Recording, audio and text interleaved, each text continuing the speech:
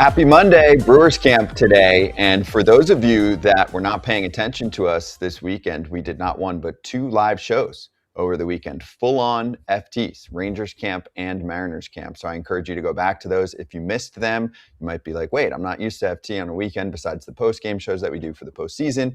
And we'll do some stuff for the World Baseball Classic. But again, make sure you check those out. It's Braun, it's Kratz, and it's the Snowbird, Pierzynski. Do you know why I call you that? Because it's warmer here, and I'm here while it's cold there in Florida. Woke up this morning, we had the feels like in the 30s this morning. Yeah. Now I think it got into the upper 40s, but the feels like is pretty intense here. So we miss you. Global warming, Scott. Global warming. Mm-hmm. Oh yeah, it's working strong, real strong. But we have a lot of great content coming your way today on FT because the Brewers are first class with lining up guests. So we're excited about it. You'll hear from many of the notable names with the organization. But let's charge first. Charging the mound.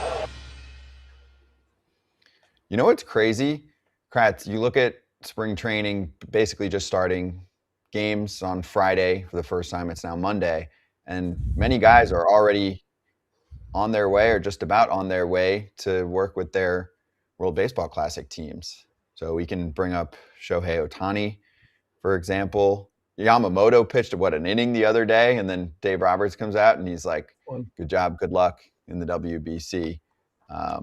Ohtani's getting all the WBC questions. Should we stir some controversy up right off the jump here and go over what he told everyone about a potential pitching performance in the WBC, even though the Dodgers don't want him to pitch? We can show a little Ohtani talking about the possibility, the inkling of a chance. So ninth inning, it could be Japan versus USA in the World Baseball Classic. You have said, and the team has said, you're not pitching. Do you feel like you will, is there any guarantees that you won't volunteer if they need you in the ninth inning, or do you feel like you're disciplined enough not to do that? Hard to say, but if Trout shows up, it's tempting.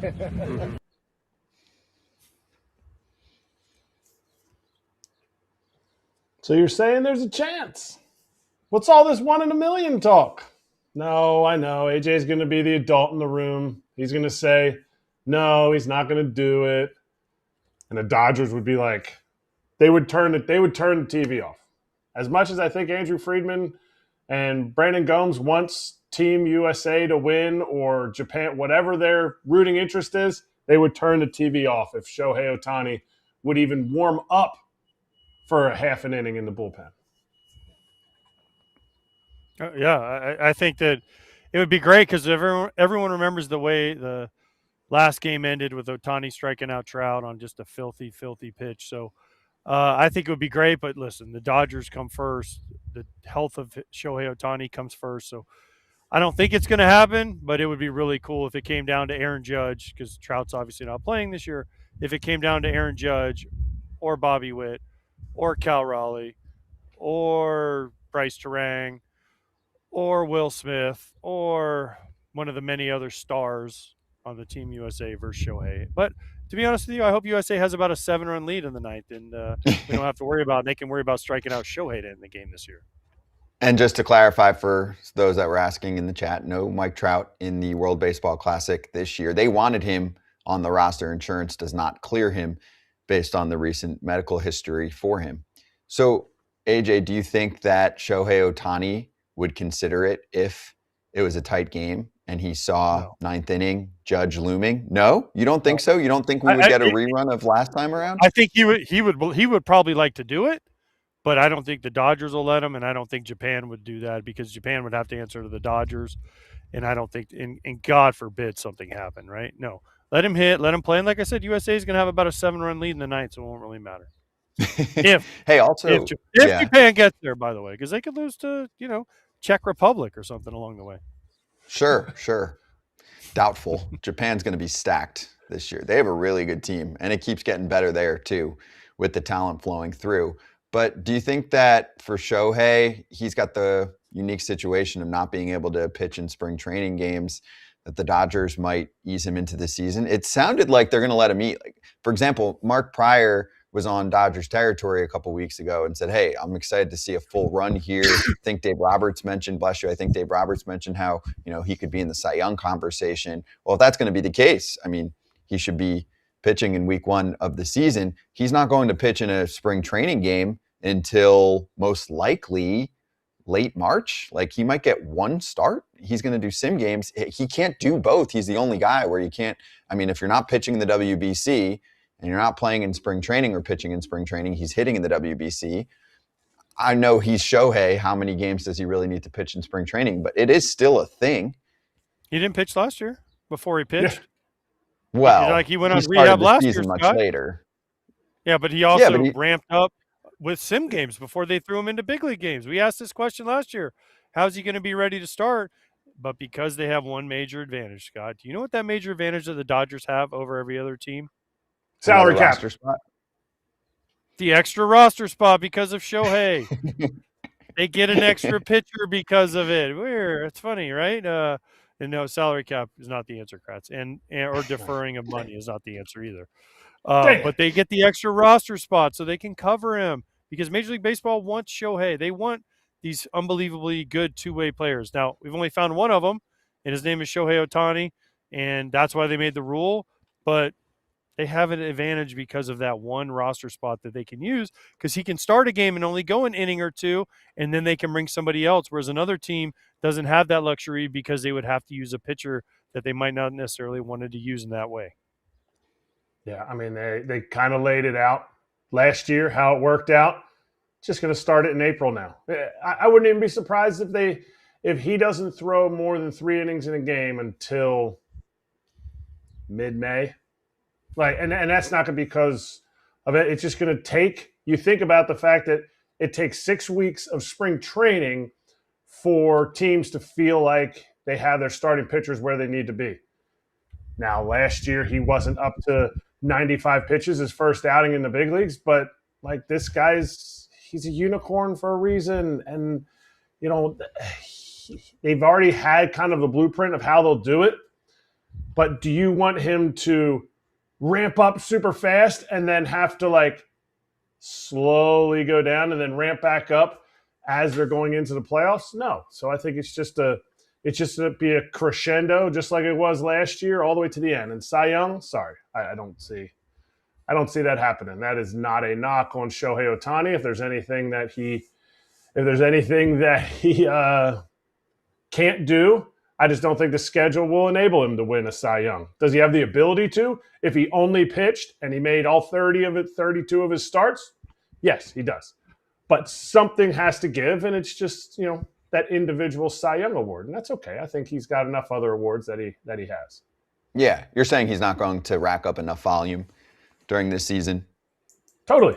I mean, you would have to have him. You would have to have him be this something ridiculous, 100 innings, 200 strikeouts, something that we haven't ever seen.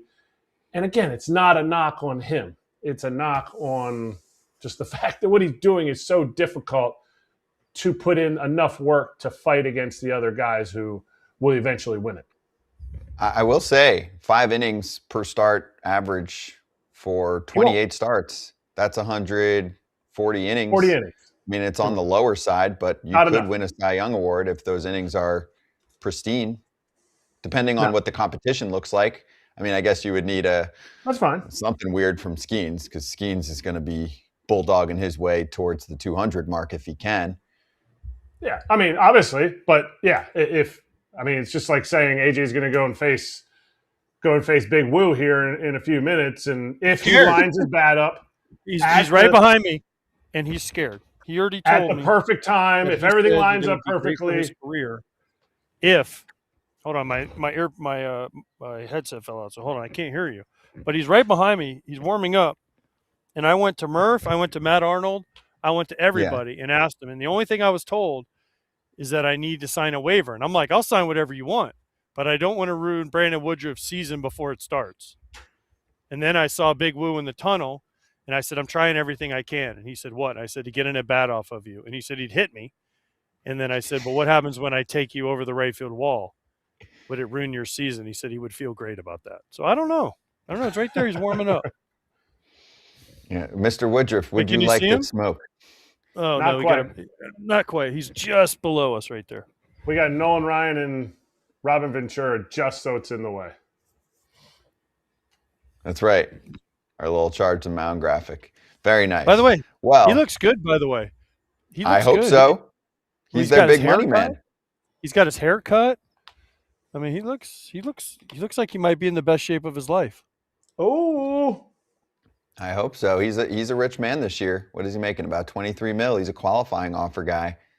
Yeah. So they're asking a lot. Freddie P out of the mix. We'll ask some teammates about that, of course. So we'll get going soon. Let's get to some interviews. By the way, hold on. last word. By the way, I know Fastenal is our sponsor, and so before we get to it, can you imagine the size of a wheelbarrow I would need if I did happen to get that at bat off Big Woo and go deep? That Fastenal would have to supply me with to walk around with a certain body part in them for a while if that did happen, because it would be epic. And Fastenal has that stuff for you. your head? You have Not to put the your body head in there part, because but your ego would be huge. Yeah, Yes. the wheelbarrow. Yes. If you haven't seen South Park, one day Kratz, turn on South Park and you'll understand the reference.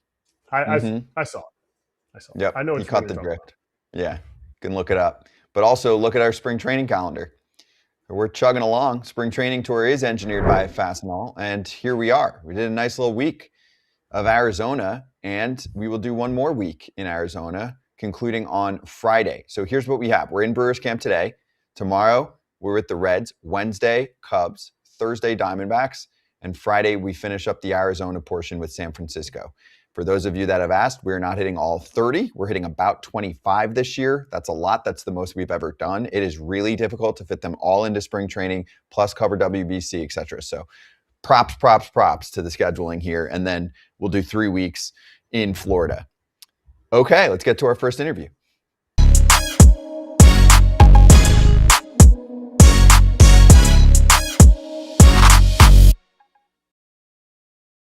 Sal Frelick is here. Sal, how was the offseason for you? Good off season. Super cold, a lot of snow, but Why? there's a ton of snow in Boston. No, but why do you live there? That's where I was born, so that's like always home for me. I love it too much to go somewhere warm in the off season, and But look at this. yeah, that's why you come here for spring, and it's great when I get to. I always say I come here, and it's like first time I take batting practice on the field or catch a fly ball outside is in spring, so I feel like I have like a nicer appreciation for Arizona. But no, it's good. Do you like seasons? You know how some people are like, nah, I just want 80 every day. Love And then seasons, some people are like, yeah. I like seasons. Yeah. Like I love fall. I love winter during the holidays. I will say, like after the new year, when it's still really cold and we're not getting any snow, I'm like, all right, I gotta get to AZ. But I love the snow and the cold for Thanksgiving and Christmas for sure. I was in New York and they had that, and you guys are about to get hit with another one, Another nor'easter, yeah. right? So I was now. in New York. We were in New York for the baseball awards, and I had to get out of town. Otherwise, I would have been stuck there for like a month because of the snow. I just don't know why you guys enjoy it. What's the upside to the snow? And you can't go outside because if you do, you might lose outside. You might lose a finger outside. if your skin is exposed. I mean, even when we were in college and growing up, like as soon as it snowed, it was all right. This is great because there were no cars on the street, so the plows were out. They'd plow a little bit, and you'd go out. You'd throw your snowsuit on. You'd bring sleds, whatever, and you just go out. Everybody would be outside, and yeah, we did that growing up. We did that in college, and I just love the snow. Yeah.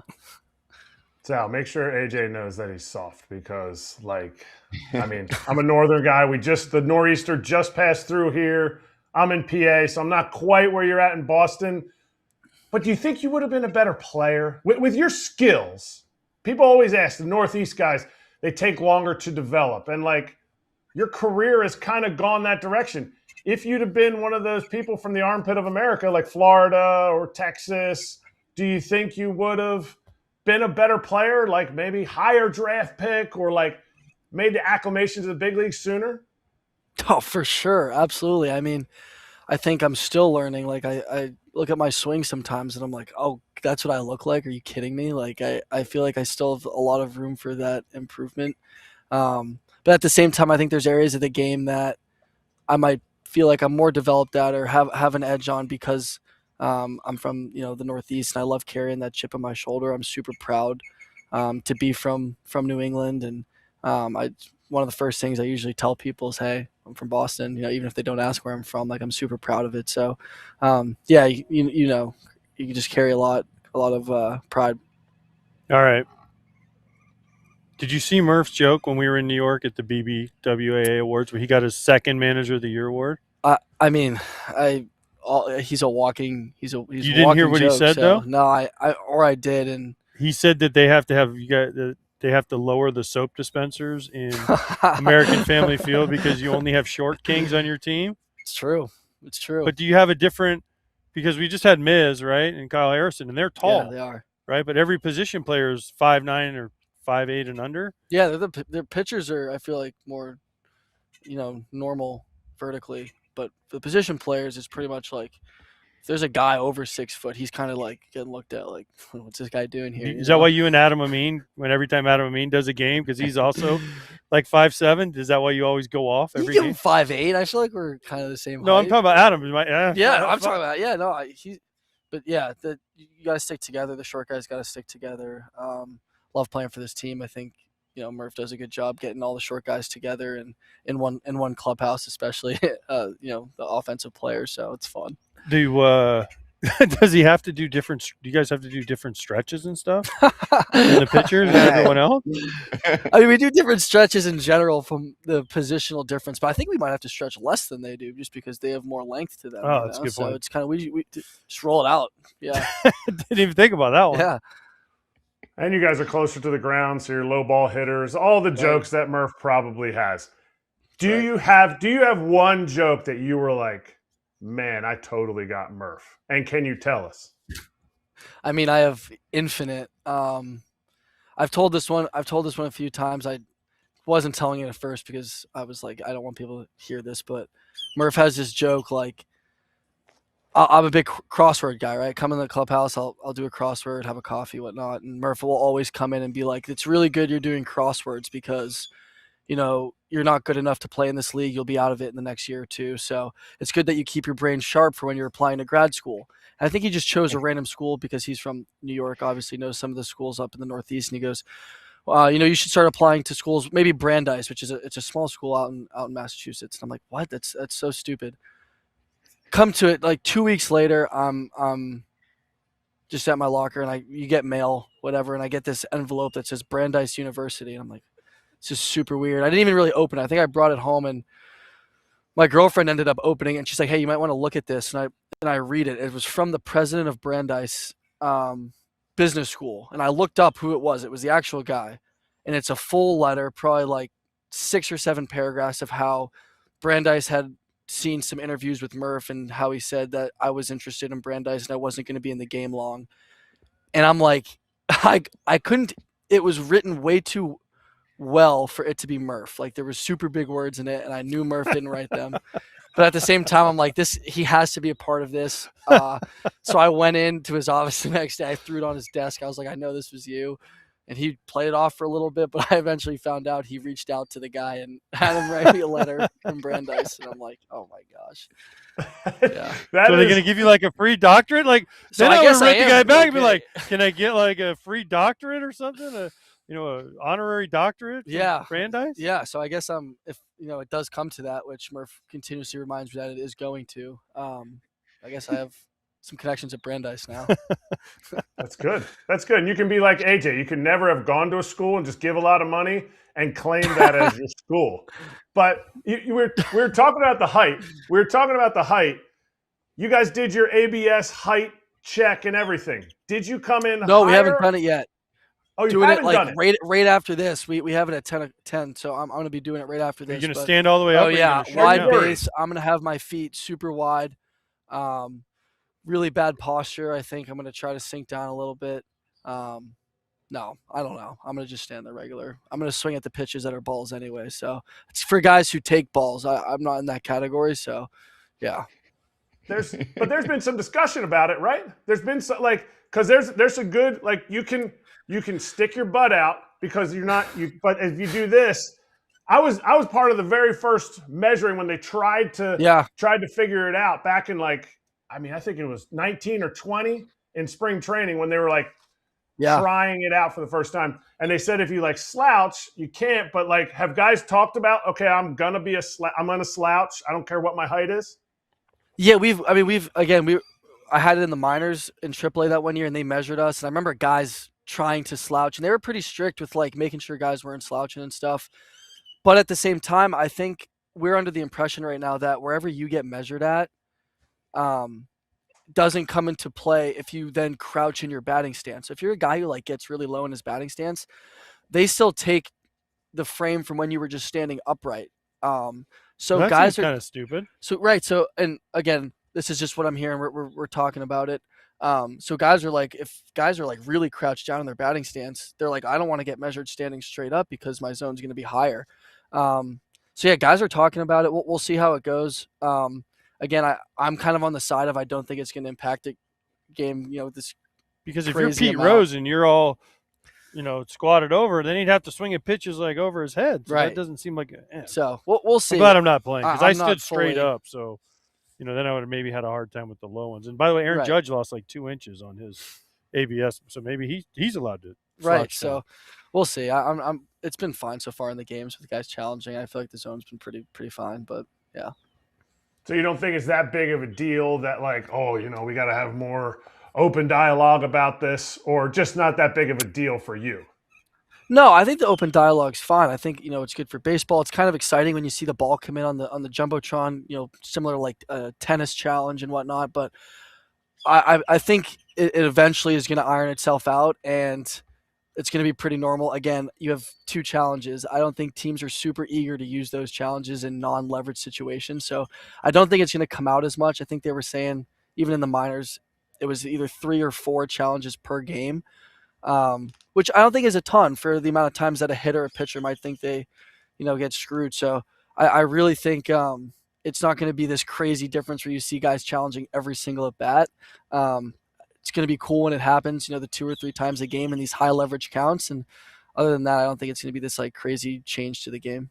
Does Murph allow anyone but himself to challenge? Does he have a signal from does he yell to tell someone to challenge so that he lets them know, or is he just going to let you guys free flow it? Well, I think you have to challenge so quick. I know, but Murph still could be he could. I already know I'm one of those guys that can't challenge, and if I do, it has to be correct. I think most of those guys know that. I think there's a few guys. If you're wrong, what does he do? I don't know. We were even talking about that. We were should we get a kangaroo court type thing going where if you get it wrong, I mean you're getting fined by the team into this pool. At least if you challenge a 3-0 pitch or whatnot. We were maybe we should have some standards held here, but I'm sure Murph will come up with some stuff. Well, also, I mean, early in games, it's going to have to be egregious. Where, like you said, you look and you're this is way off. Ump had a bad pitch here. Let's do it. So my thing is, you're going to see this at some point because everybody has a bad day. And, we'll go over ump show. We'll credit the guys when they have a perfect performance based on the grading. But also every once in a while, you have an ump who misses 15, 18 calls in a game. There's going to be a game this year where a team's going to get on a challenge sheet early and they're going to be I just think his zone is off. And it's going to be boom, got it. Because you keep it if you get it right. That's the key, right? So if you get one and you're I just think he's off today, you're going to see one where there's 12, 14 challenges in a game. 100%. I mean, and you would hope that too. And even talking with some of the umpires, and they seem pretty excited about it too, because it might help them, adjust their zone quicker. Where early in the game, they're giving that ball off. If guys are challenging that and they're continuously getting proven oh, okay, that's a ball, they might tighten it up quicker. And, I at first was asking some of the guys so far this spring, hey, is this annoying to you? Because, sometimes we know all right, he's given that pitch, we're going to go attack it. We don't mind, they don't mind. And they're no, they think so far from what I'm hearing have been very positive about it and been saying that's great. We'd love that quick feedback and kind of change it quicker. So Sal, are you a Patriots fan? So I'm actually a Steelers fan. Okay. But That's I even also worse, actually. Even worse, but not too bandwagon, but I do claim the Patriots as my second team when the Steelers are not in the playoffs. Okay, well, my second team is the Seahawks, so I was going to give you a little shit about that ass whooping that the Patriots took in the Super Bowl, but the Steelers, well, they finished 9-7 and they lose in the first round. They have a new coach, so it's fine. What was harder for you then? Was it watching the Super Bowl and the domination of the Seahawks defense, or the way the NLCS ended for you guys last year? I mean, I would have to say the NLCS. Okay, I was going to say, good answer. I don't know if anything is worse than that. It was obviously a great stepping stone, I think, for us last two years before this past one. We lost in the wild card. So, one, to play good enough during the regular season to skip the wild card, then to beat the Cubs. It's always a good day when you beat the Cubs, no Was matter awesome. what happens. And kind of in a little dramatic fashion, too. Obviously, we went up 2 games and then went to Chicago, lost 2. They forced a game 5, brought it back to Milwaukee and won, which was awesome. Awesome to win a series. And then, yeah, I mean, first off, tipping the cap to the Dodgers there.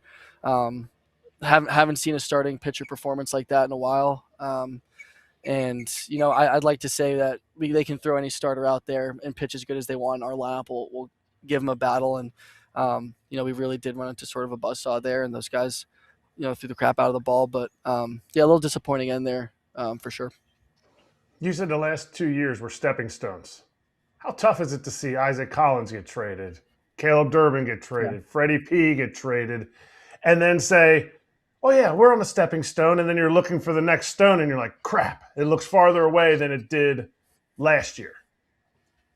Yeah, and again, I think to that point, like, we know we're not going to go out and sign these big guys every offseason, right? We know we're not going to enter that free agency pool and start offering these guys money. But we also really take pride in drafting guys or homegrown guys. You look at Freddie, a guy who came up through organization, didn't miss a start for us, I think, for the past 5-6 years. And then you go and get guys like Caleb Durbin, get guys like Isaac Collins who just fit our mold super well. And that kind of that Murph baseball-esque type play. And, you grow close to these guys, right? And I understand it's a business. Guys are going to get traded. And, I think this was my first real time, though, where the guys that did, I had, really close relationships with. So, wish nothing but the best for them. But again, I see get the business side of it and understand that, guys get traded, and that's part of it. Sal, no extension talks for you? You can just give me a yes or no. No. Okay. Let's go, Matt Arnold. We're going to talk to Matt soon, so we'll make sure we bring that up to him. WBC starts soon. You were on Team Italy last time. No Team Italy for you this year. Is it because you were too short? Because they have like Vinny, Jack Caglione. They have some monsters now. So were they like, hey, listen, we need to go with the full-grown lineup here? Yeah, I think I was getting phased out. There are too many monsters to your point now. And no, I was playing up until the end of the season. I committed to them. I loved doing it when I did it 3 years ago. Unbelievable run with those guys when we started in Taiwan and finished in Japan. Like, it was such a cool experience, and was excited to do it again. They did kind of switch things up a little bit. I was there when Piazza was the manager. I was going to say, I talked to Piazza, and he said you were the reason why he didn't come back.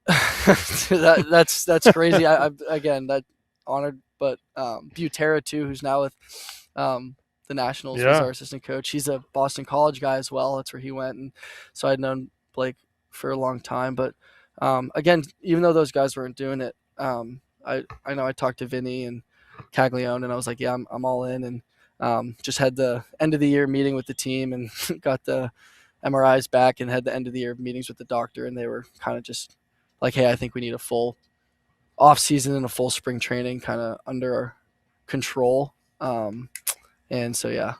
That's interesting. Wow. It's a shame because I love the WBC and I want every team to have all their players and be as good as they can. So it's a shame that Italy is going to be missing one of the better players. We'll be rooting for them, though, either way. Oh, yeah. You're going to be rooting hard for them. For sure. But then, okay, so then that leads, did you watch the hockey game yesterday? Oh, yeah. So were you rooting for USA? Oh, yeah, obviously. So you can root for USA in hockey but not in baseball? Oh, I'll be rooting for USA in baseball for sure. Well, what happens when Italy plays USA in Houston in the first round? Yeah, I mean, look, if I was playing for Italy, I would want to beat USA. But I love this country. I don't think anything trumps the United States. So I'll be rooting for a good game. Whoever wins, it'll be a good one. But outside of those two teams playing against each other, I'll be rooting for US. If you had to take a ball to the face to win the gold medal, would you do it? I'd take like Jack Hughes I'd did take yesterday? 4 balls to the face. Are you kidding me? I love it. Well, Sal, we love catching up with you. This was great. Have fun in spring training, and we'll talk to you during the season. Yeah, it's always fun, guys. Thanks for having me on. We'll see you soon. New sponsor alert. Shout out to SeatGeek, over 35 million downloads, the #1 rated ticketing app. It is that time of year too, and you can see the code at the bottom. We'd love some support there. Spring training, you have World Baseball Classic around the corner. So if you want to look for tickets, SeatGeek is the spot. But just for example, today's Monday, right? And spring training games started a few days ago. AJ, I'm looking at Tuesday since many people will catch this show after the games have already started on Monday. But we have Ranger Suarez making his debut down in Fort Myers for the Red Sox on Tuesday. I see Shota Imanaga making his spring training debut for the Cubbies out in Arizona. Andrew Abbott for the Reds. Actually, Angel Serpa, too, is going to start for the Brewers on Tuesday. He was, in their mind, a pretty big acquisition coming over from the Royals. He's always had good stuff. Gavin Stone against Gavin Williams with the Guardians and the Dodgers. George Kirby is starting his first spring trading outing for the Mariners. So there are some good spots to look at to grab some tickets. There are, and this is the time to go if you want to get players up close and personal. If you want a chance for an autograph, now is the time in spring training because everyone's just more relaxed. And the weather's great here in Arizona. So if you want to come out and just get some sunshine, if you're stuck in, I think Mark just said you guys up in north got 2 feet of snow, like come on down to Florida. Don't stay too long, but come on down for spring training, get your tickets there, and come watch a beautiful game in the Cactus League or the Grapefruit League, thanks to SeatGeek. Yeah, they've got your bag. Each ticket is rated on a scale of 1 to 10. You know you're getting a good deal there if you look for the green dots. Green is good, red is bad, not complicated. And of course, we have a code for you guys. You can use code Territory10 for 10% off your next set of tickets at SeatGeek. That's 10% off any tickets. It doesn't have to just be sports, concerts, festival, the whole deal. Promo code Territory10. Make sure you click the link in the description to download the app and have the code automatically added to your account so you can use it later. Thank you to SeatGeek.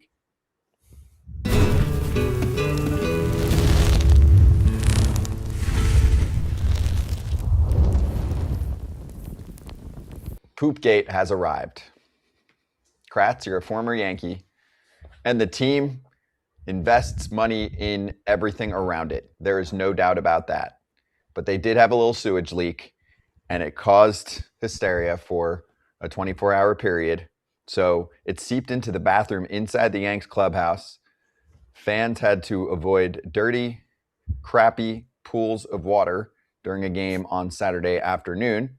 One Yankees spokesperson said that it is spring training for the toilets too. Great articles with quotes in The Athletic and in Yahoo. Aaron Boone said it's not great. It's all over the place. Hopefully we'll get it cleared up overnight and back in business the next day. Have you ever experienced any of this? I know sometimes we've made fun of how John Fisher was quiet quitting on the Coliseum and it was a sewage mess there, but did you ever come across any crappy conditions? No, I mean, it sounds like Florida just in general, but just got back from there. Look, like, this is unfortunate, but I mean, who knows what happened? Obviously, they're going to get it done. Like that picture that we just showed of it, like just sitting on the sidewalk. I'm assuming that's not rain because we were just down in Florida and the people that we stayed with, they said they haven't been getting a lot of rain. So if that's the poopy water there, like that's a main thoroughfare coming into the park. Like that's the main entrance there at Steinbrenner Field. And it sucks. It stinks. It sucks. All the fun dad jokes. But no, I never had that. I mean, we had dugouts flood. We had Clearwater, the one hurricane. Guys were kayaking in the stadium at Bright House Field. So, yeah, all this stuff happens. Like that honestly looked like some of the showers from rookie ball and Lowe. AJ remembers those days. I do. But, here's the thing: the Yankees do everything right, and they spend money more than any other team on everything. So Not the Dodgers. They it's spend more.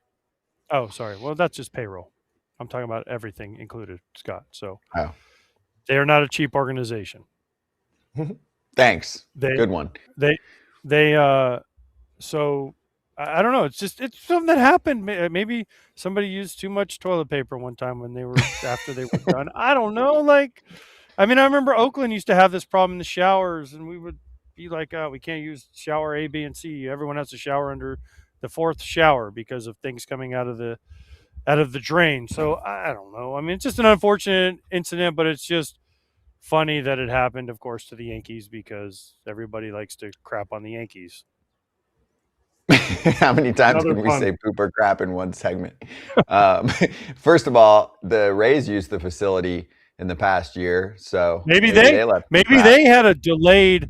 Maybe they did something where they had something in the pipes that delayed until spring training. Now that they're out of there, just to throw off the Yankees one game in spring training. Mm-hmm. Yeah, those Devils. I'll be honest. I mean, I was just like I said, I was down in Cape Coral, and like it's essentially like all bay / canals / like Florida. All I think of is it's sand. You dig not that far, and you're gonna get closer to water. So the fact that we don't hear more about this from spring training complexes, which yes, they're used during the season, but they're not used like day in and day out. Like it sucks. It sucks for them because it's like this is the time when they make the most money. What do you by the way, like what do you guys think Florida is? I don't understand. Like, oh, it's sand, and I'm not surprised this doesn't happen more. Like, what do you think? We just dump the poop into the sand? I don't like there's pipes and just like we have septic tanks, we have all this normal stuff that you elites up in the north have. I mean, Scott, don't you guys me, AJ? I'm loving it down here. You were born in New York. You claim to be born in New York. I mean, I don't claim that. That's a fact. You're calling us the elites? I was born in small town suburb New Jersey, Kratz in middle of nowhere Pennsylvania, and you're Bougie Hampton's boy. Come on. You were born on a bidet. Yeah. Just because Florida is the center of the sports universe, okay? The Florida has now, we used to have football, we have basketball. Center. Now we have hockey because not only does the cup only go through Florida now, but the guy who scored the gold medal winning goal was also born in Orlando. So pretty much Florida rules the world at this point. Yeah, right here. So good. If people don't know where Florida is, it's like if you look at the United States, it's like right here. You're trying to do the armpit thing, but if you have good deodorant, an armpit can be a really fresh smell, and that's what we always dealt with in New Jersey when you pass through Newark and there's factories that smell like Yankee Stadium or like Steinbrenner Field for a day. Everybody up north, they always want to hate on Florida, except for when they want to move there. So it's funny. Everybody, like all of Kratz's people, right? All of Scott's people, all of Mark's people, all producer ladies people, they all want to hate on Florida. And then when spring training hits, they all want to come to Florida for the great weather and for everything else that comes along with it. So you guys just stay up there in your elitist world up north. What's fine? We'll be fine down in Florida. We'll just stay down there with all our bugs and our poopy water and our alligators and our everything else that we have happening down there. You guys just stay up there and enjoy your 2 feet of snow. We'll just enjoy our weather. No, we're infiltrating and raising property tax or whatever else is going on. Florida's trying to get rid of property tax. They have no state. I mean, what else? What else do you want? No, I will say I grew up in a town where we glorified Florida because people would go on vacation there. That was the average vacation. And then people are like, they went to Florida, they're tan, they got out of the cold. Anyway, last thing, in conclusion, if AJ thought that somebody used too much toilet paper, you can take a page out of the White Sox book, as the White Sox have invested more in their team in the last couple of years, and they did invest in a bidet this offseason. More bidets is the answer in baseball this season. Let's get to the ABS system. Craig Mish, who has been on this show before and often will report on the Marlins, gave us a little video footage of a nice, quick ABS challenge situation. Here it is, guys. Ready? Nasim Nunez, rung up, disagrees. A very, I would say, respectful tap of the helmet. I'm giving the play-by-play because I used to do that, and also there's people listening. Then we look at the screen, umpire calls for it. Seconds later, we see ump missed, and that's a ball. Nice, right? Nice sequence. They're doing Quick. that behind us, by the way. They're with the sim game with McGill, Sproat, Woodruff throwing. They have an umpire, and they're telling them to challenge as much as possible so they can learn what's a strike and what's not a strike. Yeah. I mean, you're going to see in spring training, I think it was Rafael Marchand challenged it was either a 1-0 or a 2-0 pitch. So it was like the second or third pitch of the game, and he challenged it. This is a time. See it, use it. I think the Angels just got theirs installed, but they don't have a screen to see how close it was to show what it was. They don't have that technology. Shocker, the Angels. But use it, figure it out, because it's not changing. It's not going to float. Except I do have a conspiracy theory that I think the one in Texas is different than all the other ones, but that's just a conspiracy. We'll get into it another time. Okay, I'm putting that in my notes because I love a good Kratz conspiracy theory. That might even turn into a regular segment. Also, we're going to talk about the Angels later. Don't you worry. We hit them the other day. We're going to hit that segment a little bit later. Kratz and I didn't get to get our fill on that one, but we got the VIP guest list rolling out, so let's keep going here.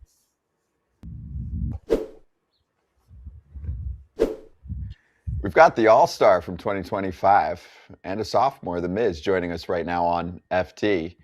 Is it crazy to hear all of that? What a run it was. And then that even included the postseason performance. Did you do some reflecting in the offseason? Yeah, I mean, it's wild. I mean, I never thought, my first year in the league, I'd be in that talk of an All-Star with it. And it's just, I don't know, it's insane. Have you woken up from the dream yet? No, we're close. No. I think I'm still just floating along. We're kind of, maybe second weekend we'll finally wake up and it'll feel real. Are you a veteran now on this team? Oh, no. When you walk in, does Murph treat you differently? No, he still treats me the same. Does he? Still gives me shit about everything. So yeah, but if Murph didn't give you shit, then you wouldn't know he liked you. Yeah, exactly. I mean, that's his love language. So Yeah, Murph walks by you and doesn't speak, then you know you're in trouble. Yes, this is very true. What's his nickname for you? It's Forrest Gump. That's a good one. He's also Daddy Longlegs. He's been calling me that for a while. It's just anything to do with long-legged, creatures. He just calls me that. Wow. All right, so your manager kind of chirps you. I feel like when I watched some of your games, it felt like, I could hear the other team chirping you. Did you ever hear any good chirps from the other team? Since your manager is already the one that's giving it to you. But it seemed like when you would have a big strikeout, it was you almost turned to look at them yeah, I got this. They were on you up until that point. No, I never heard anything coming from the other side. So, I mean, all I was hearing was my team just giving me shit for dumb things I was doing. What was your the own team dumbest thing you did? I was going to say. There were a few. Yeah. Yelly was Yelly or something get in your ear? Yeah, Yelly would get in my ear a few times, and then Big Woo was big one. He Woo let me hear it a few times. The veterans let me know. Yeah, and those are some good names too. So I want to dial in on the postseason again for a moment. What was it like at that point trying to figure out what your role would be? How much communication was there about it? How did you evaluate your performance? Because the other thing going on, I remember from the second half, was they were trying to make sure that you were going to be good to go in the postseason from an innings perspective. Regardless of how you felt, right? I think it was close to 100 innings the year before. So teams are going to monitor that. And then we're all wondering, how much of a factor is Miz going to be in? You made some pretty big pitches in the postseason for Milwaukee. Yeah, I mean, they were pretty vocal with everything, let me know. And, I was happy with whatever they were going to give me. I was just going to be happy to go out there and pitch in a postseason game. So, if that was a one-inning appearance or, like they did and giving me a ball a few times, I'm just going to run with whatever they hand me. Were you excited about owning the Dodgers in your career? Because you've done well against the Dodgers. I mean, yeah, that's always a positive. It's always a positive to play well against a team like of that caliber. So it's really cool. I mean, 5 innings in the postseason, 1 run. That was nice, right? Yeah, it was really nice. And what was it? Your second start was it against Kershaw? Yeah, it was. And you outdueled him. Yeah. Smile. You can brag a little bit. Yeah, He's retired now. You can pat yourself on the back a little bit now. Yeah. No, it's really cool. I mean, I grew up watching Kershaw forever and ever, so it was really cool to have that experience against him.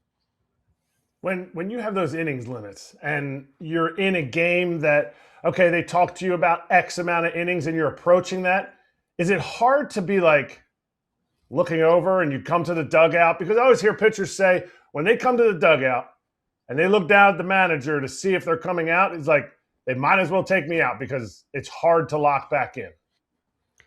I mean, yeah, I understand what you're saying, but like, no, I mean, like I was in those postseason games, I was so locked in and just like, I didn't want to give up the ball. So I never really was looking down there. Murph always had to come up and like, be like, you're done. Like go to the locker room, go get changed, like go do your work afterwards. But no, it was good. Did they give you a role for this year?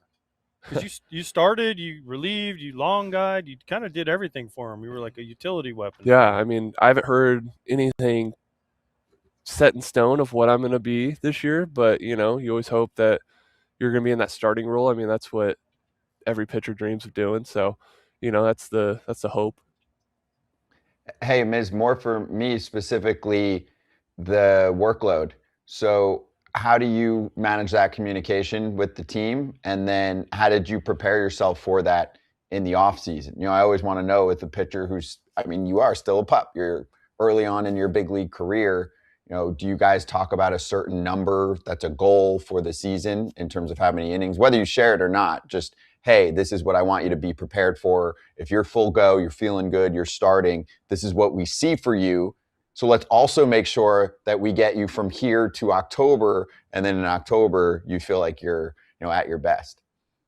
Yeah, I mean, I don't think there was I think there was a number they gave, but it was like a rough estimate of where they want me. It's not really like a set in stone thing. So, if I go under that and 200, I mean, that's always a positive if you can get there, but no, I don't remember exactly what number, but yeah, it was somewhere like plus of what I did last year. So it'll be good of whatever they come up with. And,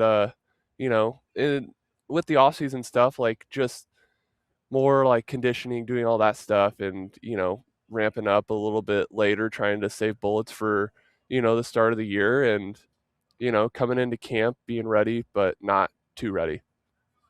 Saving bullets. When anybody watches you pitch, they don't want to see you save bullets.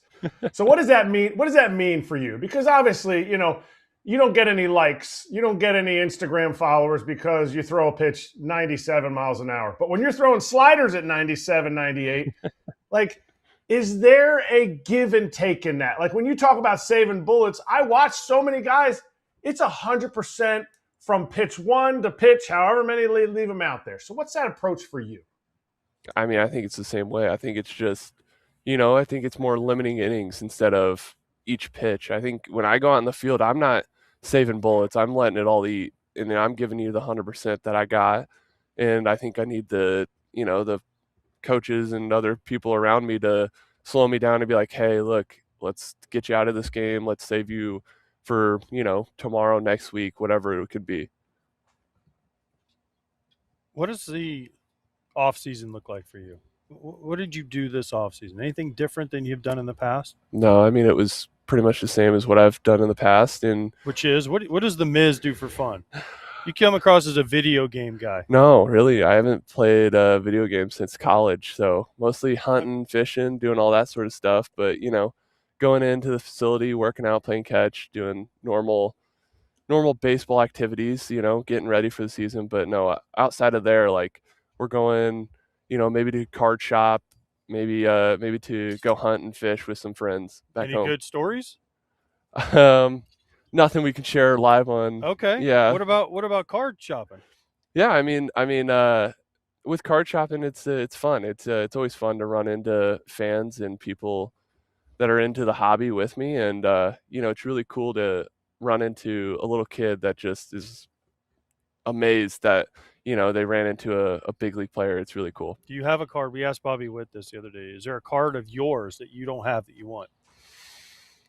I have all your cards. I don't have all of my Bobby's cards. trying to get all of his, and there's like some one-of-one refractor, gold refractor, auto sticker, one-on-one jersey, something that he doesn't have. Yeah, I think there's two that I really want. There's my first Bowman auto, which is like the first ever card I had, and that's the one-of-one. And then the debut patch would also be really cool. Make that offer right here. Exactly. Make that offer to somebody. Whoever has them, Miz will give you something. Now you have to come up with what that something is. I don't know what the something would be. I mean, I'd have to talk with a Brewers game. Oh yeah, meet and greet. that would definitely be a part of it. Jersey, meet and greet, tickets. We'd work something out. It'd be fun. Okay, don't tell the people I don't have it. If I had it, trust me, it'd cost you way more than that. We'll post about it. Yeah, we'll definitely put So here, talk to the people and say, yeah, Jacob Misiorowski wants his one-of-one debut patch, and he wants his Bowman. Yeah, Bowman auto. Bowman first auto. Yeah, let's make a trade. Let's make something happen. Tickets to a Brewers game, meet and greet.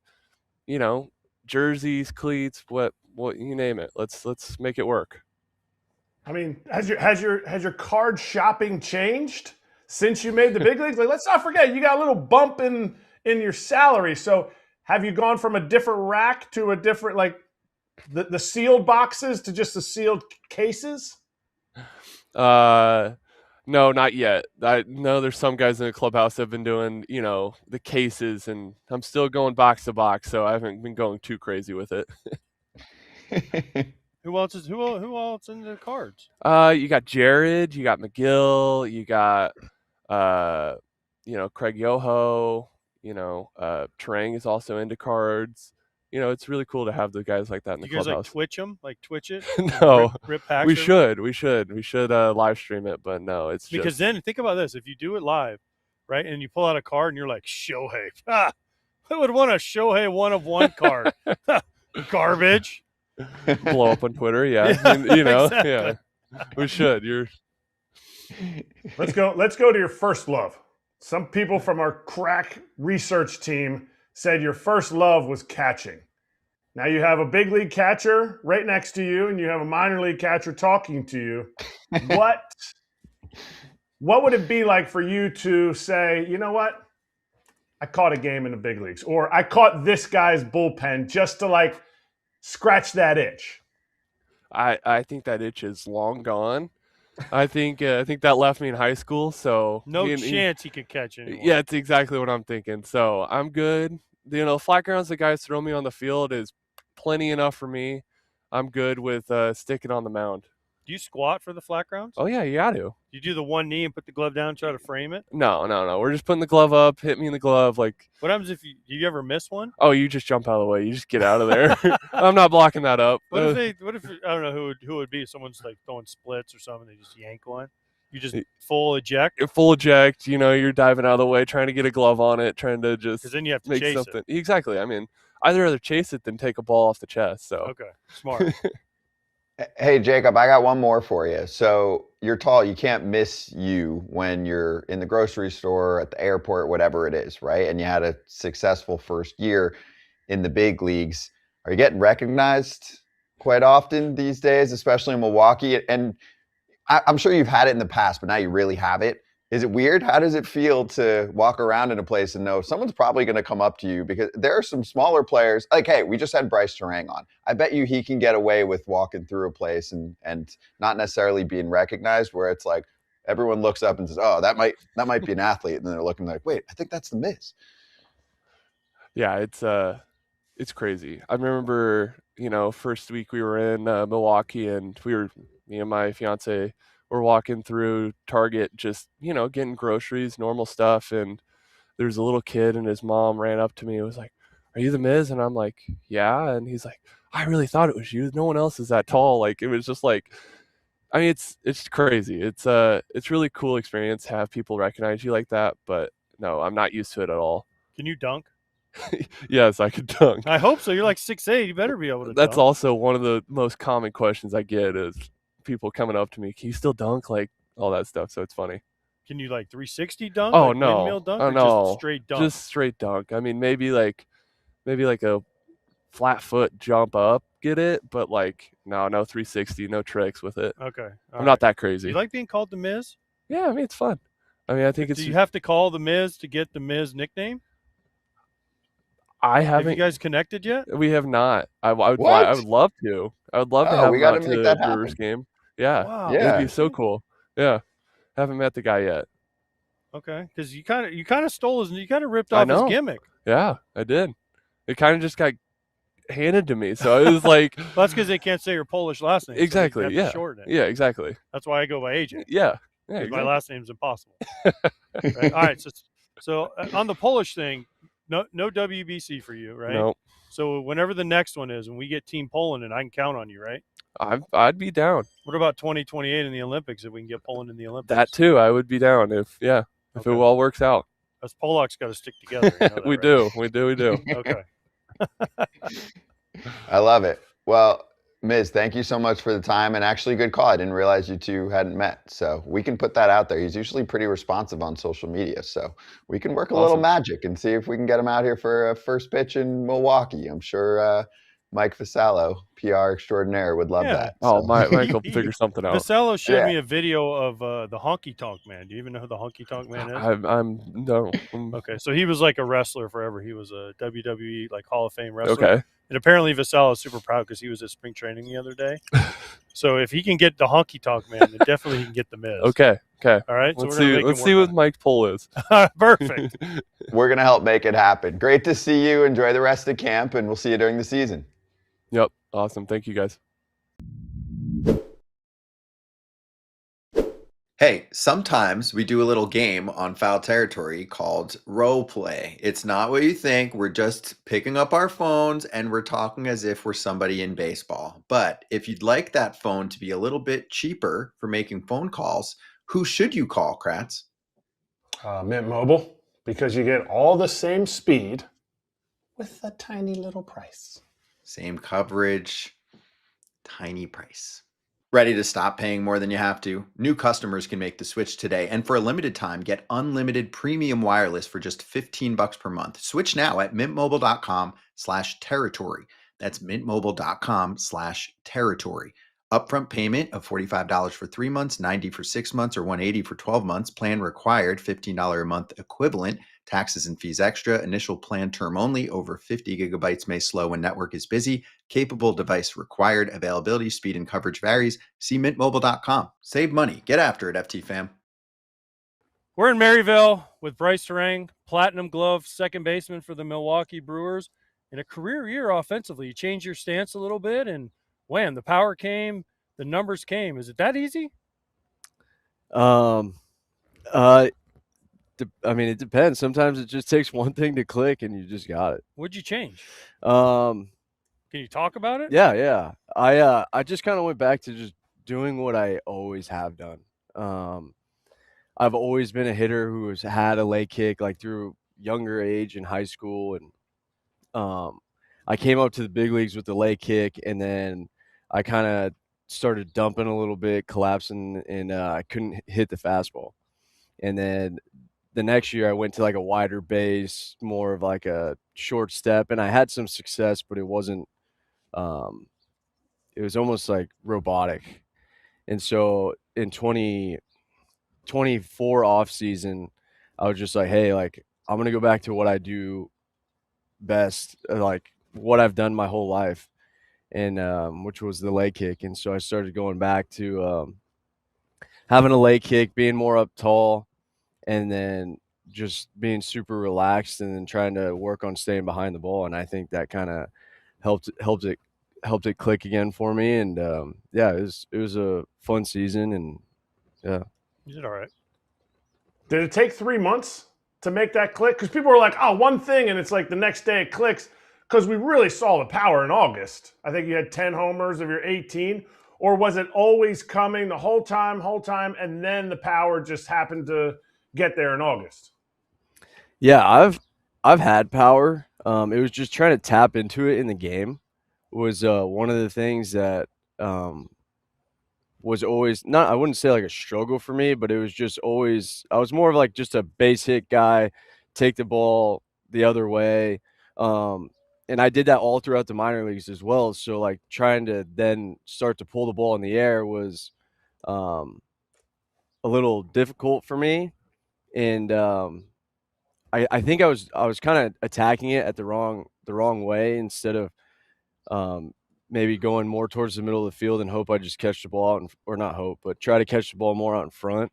I was just kind of ripping off everything, and then I was late or I was dragging. So, but the month I had in August, I made a little adjustment that wasn't too crazy because I was trying to get the barrel to turn more deeper in the zone, and so I would like really tighten up my grip, and it just wasn't working.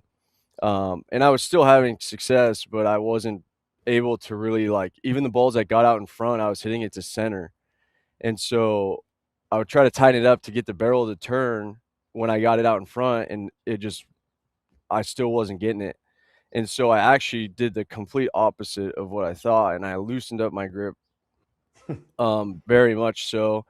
And I actually like started hanging my pinky off of the bat. My top hand, I started hanging like my pinky on my knuckle, and then I just started creating like massive whip, and then it just clicked for me, where I was able to actually like get the barrel to turn out in front, and then that's when I had the August, and I knew I always had the power. It was just trying to tap into it in the game. I saw you when you were a baby. Spring training, you were at the end of the dugout coming in 7th, 8th, 9th. And for as small and as young as a guy as you were, you had power. I watched your BP. I remember like, dang, how on earth does he do that? I weigh like twice as much as he does. So you've always been like that. Do you regret changing from how you were, or do you feel like that's part of your journey as a player? Because you're like, I could have just stayed how I was before and I would have figured it out. Yeah, that's definitely I don't really regret it, because maybe that's why I'm here today. Having success that I had in 25 was just off of that learning curve. And nobody wants to fail in this game, and everybody knows it, but sometimes it takes you to fail to learn, to get to be the best version of yourself. And so I mean, it could have been a blessing in disguise. And you're right, like, I don't know, did I want to fail in those time periods? No, I didn't, but that's like the learning curve that you have. And so, and that's could be why I'm here today and had the year I had, is because I did have those failures and I learned from it. What's it like being the worst athlete in your family? Yeah. Because your dad played in the big leagues, your mom played in the College World Series, your sisters all played high-level college sports, and then there's you. So yeah, when you go home, do they say, Bryce, man, like, what are you doing?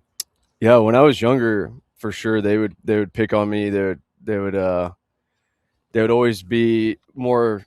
They would win at everything when I was younger. And then now that I'm older, I actually have 10 nieces and nephews now, so they're running around and they're starting to be competitive and play against each other.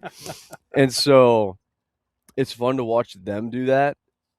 In our family, like my sisters, we still play games and stuff, but not at the level we did when I was a little younger. But yeah, it's so much fun.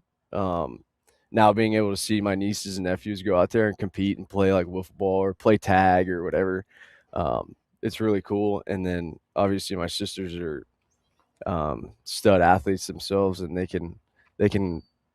we could go play something they never played and they pick it up really quick. So it's always a good time. Do you think it helped you, or maybe or hurt you sometimes that your dad was a big league baseball player? And do you still call him for advice? Like you mentioned your struggles and what you went through to get to where you are now. Could you pick up the phone and call him and say, Dad, I know you've been here, you've done this. What do you got for me? Every day. I call him every day. It's definitely a blessing. There's nothing about it that I'm like, dang, that sucks. No, like I took everything he said, I learned from it, and how can I not, like, I don't know, because I have a kid. Oh yeah, for sure. Listen, I have a son who's in college, and Kratz does too, and there was times where they didn't listen very well. Yeah. But now, after every game, you call and you basically go through the game. Yeah. Because fortunately, I can watch them on the apps and all that stuff. Yeah. So, no, does he do that with you? Does he watch every game and call you after and say, Brice, like that 0-2 slider you swung at, man? Like, what are we doing? He's more of like the mental approach guy for me. He's like the guy I lean on when maybe I need someone to just tell me like, hey, dude, you're fine. Like you're not as far as you think you are, or like, hey, dude, like I liked your swings, or maybe the opposite of like, hey, you're falling behind in the count way too much, and then you're swinging at pitches that the pitcher wants you to swing at. It's like stuff like that. And then obviously he could go into my mechanics and my swing, but during the season he doesn't want to get too deep into it, because then he's like, I don't want you to overthink everything when you go into the game. But yeah, I mean, it's for sure a blessing, and we've obviously had our scuffles here and there, just hitting in the cage late nights, and he says something, I disagree with it, and then we have a little scuffle, not actually physical scuffle, but we're talking back and forth, and then we work it out, and we end up working it out. And now, I mean, now at my age, I mean, we don't ever see it. We kind of just agree and keep working. At your old age. Yeah, your veteran age. Will he make it to any of the WBC games? Yeah, I believe so. I think he's going to come out to Houston. Is that something that you're like, wow, I get to represent the country? Yeah, I get to do it other times, but now I get to do it like on a different stage. Has that set in? Are you taking these at bats right now, or you think about it every once in a while, like my spring training's almost over, I get to go play real games? Yeah, I mean, it's very exciting. I'm really excited to go, and I was telling somebody the other day, I said, it's set in as much as it possibly can right now. And I think when I get there, then it'll hit me even more. To be around those guys, around those players, is like, it's definitely something that you don't take for granted. And I'm very blessed to be in this situation and have this opportunity to go play. But yeah, definitely a thought when I'm out here taking live at bats and just getting ready to go play, and I'm really excited for it.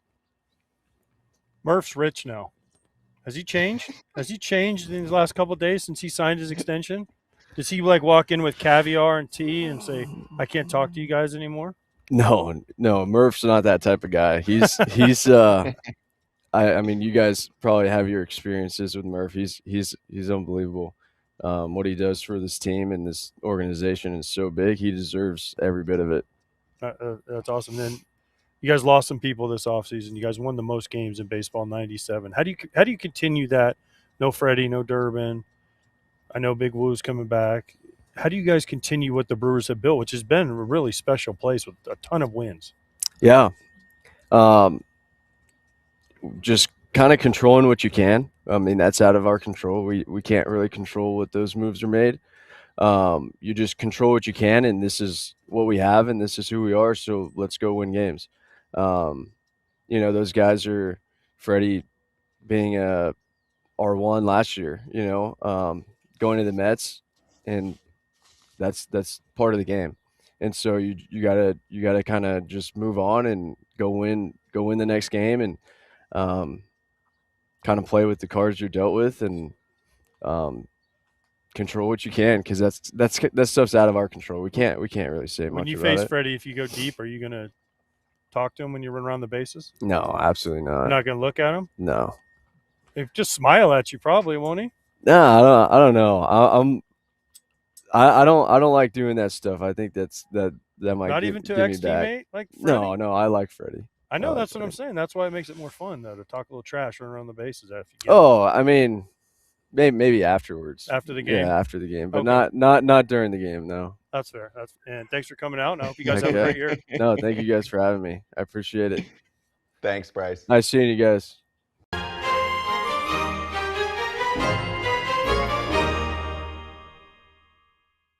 To be interesting, and I feel like we play this game all the time. We're season previewing the Milwaukee Brewers. They won the most games in Major League Baseball last year. We're going to go through a roller coaster right now. Are you ready? We're going to do additions and subtractions, but we're going to keep reminding everyone how good this team was last year. They are going to be missing significant pieces. So let's look at the fact that Freddy Peralta, top of the rotation, out of the mix. Right side first, okay? Caleb Durbin moving on to the Red Sox. Mears and Collins in that Royals deal, also Monasterio and in the deal with Durbin, and Rhys Hoskins ends up signing with the Guardians. On the left side of the screen, they do add arms. They like Kyle Harrison a lot. You'll hear from him later on the show. Angel Zerpa, they like him a lot as well. Gary Sanchez is back. Luis Rengifo to play all over the diamond. So, Kratz, you're a former Brewer. I feel like we go over this every year. They do not get a lot of hype from projections. I don't think they get a lot of hype from media. I don't think they get a lot of hype from odds. BetMGM has them at 84.5 wins. Fangraphs has them at 82 wins. You pointed something out to me today. I think it was you. Actually, no, it was producer lady. The Pittsburgh Pirates are projected for one more win than the Milwaukee Brewers in 2026. Is that possible or a disaster prediction by Fangraphs? Yeah, I mean, anything's possible. But to me, it's about, did the Brewers overplay? Were they not 79 wins good last year? No, they were. They figured out how to win games. I don't buy into the playoff teams, regular season teams, all that stuff as much as, we talk about it. I think they figure out how to win games. I think they figure out how to play as much as you can in this game without an ego. And I don't think the Pirates are better than them because of the experience that they are returning, because of the fact that I don't know what Connor Griffin's going to be. Can Paul Skeens, are they going to score enough runs for Paul Skeens to have another Cy Young year? Well, he didn't need it last year. So does it automatically give them more wins? I think the Brewers are a better team than the Pirates, but I don't think they are much better than what the projections are. I think they could be a little bit above 500, and I think it's a little short of the playoffs where they could be because of what Freddy Peralta brought to this rotation and to the bullpen. I think that I think they're going to be still over 500. I'm never going to sell these Brewers short. Every year, this is the year they're going to fall off. Until I actually see it with my own eyes, there's a reason why they traded away. They traded Monasterio and they got Rengifo, right? So they're kind of maybe up that a little bit. They made some moves, and every time we question, what are they doing? What are they doing? Well, they have Big Woo, Woodruff coming back, right? They get Sproat. They get Harrison. There's a reason why they went out and traded for these guys, and they always seem to be trying to stay ahead of this curve of when they're going to start in the down cycle, and they've done a really good job of being ahead of this curve. And remember, they lost Hader. Oh, the world is ending. They lost Devin Williams. The world is ending. They lost Corbin Burns. The world is ending. They lost Willy Adames. The world is ending. Now it's Freddy Peralta, and it's Durbin. Right? The world is ending. Well, the Brewers just believe in themselves. Murph has an unbelievable way of talking to these guys and getting them to believe. So, listen, I think they're an 84 to 86 win team the way they're constructed. And do I think the Pirates are better than them? No. Do I like what the Pirates did? Yes. But I still think until someone proves it to me, I'm not going to bet against the Brewers. I've made too many mistakes doing it in the past. They got rid of Isaac Collins and Caleb Durbin, two guys that were 3 and 4 in Rookie of the Year voting. Would they have gotten any votes for MVP or anything? No. But if you look back to 2024, when they picked up Joey Ortiz was, I think, I would have to look it up, but I think he was almost a 3-WAR player. He had a drop-off in the season last year for 2025 as essentially he was their shortstop. And he had a drop-off. So it's not like everybody just has career years. So for them to have a good season, not everybody has to have a career year. Everybody has to contribute, though. And I think when I look at their projected lineup, when I look at their projected rotation, I see it being top heavy. And I think the one thing that Murph talks about is do something to help the team win. It's, people will say, oh, it's a college type of thing, and Murph kind of bristles at that. But it really is a mentality of what are you going to do to help the team win? Because in pro ball, it sometimes is rare, because you look at a Garrett Mitchell who's been injury laden. You look at a Sal Frelick towards the bottom of their lineup. How do you get paid? Home runs, RBIs, stolen bases, all that stuff is what ends up getting you paid. They are bought into what it takes for this team to win. When I say they're top heavy, this lineup, Jackson Chourio, Bryce Turang, William Contreras, Christian Yelich, they all have to have above average years. They are the guys who drive their team, just like any other team. Their names aren't as big. Bryce Turang, I think, was 14th in the MVP voting. And those guys have to continue to produce at that level for this team to be able to withstand I don't know what's going to happen if we call up Jet Williams. Is Joey Ortiz a big league shortstop? Like, all those things have to get figured out. And they do have that top of the order and top of the rotation pieces that are almost like you can't, they can't miss. You can't have a bad year from those guys and expect this team to get over those projected wins. Also, you said RBIs get you paid. Those don't get you paid. But you're saying, some of the personal stats in arbitration, sure. Some of the personal stats get pushed aside with a team like this, and Pat Murphy has this unique ability to create more team baseball. It's not an old school versus new school thing, at least not in my mind, AJ. It's a selfish versus selfless thing. I think sometimes you look at a team and you're like, it's not all clicking together. And last year with the Brewers offense, you were like, this isn't full of superstars, but it's all clicking together. And then if you can just maintain level and stay in the 500 range, you get one pop where you get hot and all of a sudden you win 10 in a row or whatever they did. It was a lot. And boom, you blink, you're a 97 win team. Yeah, but I think that the way Murph runs his team, we've talked about this, and he doesn't love this comparison. That's why I like bringing it up to him, is he runs it like he was still a college coach a little bit.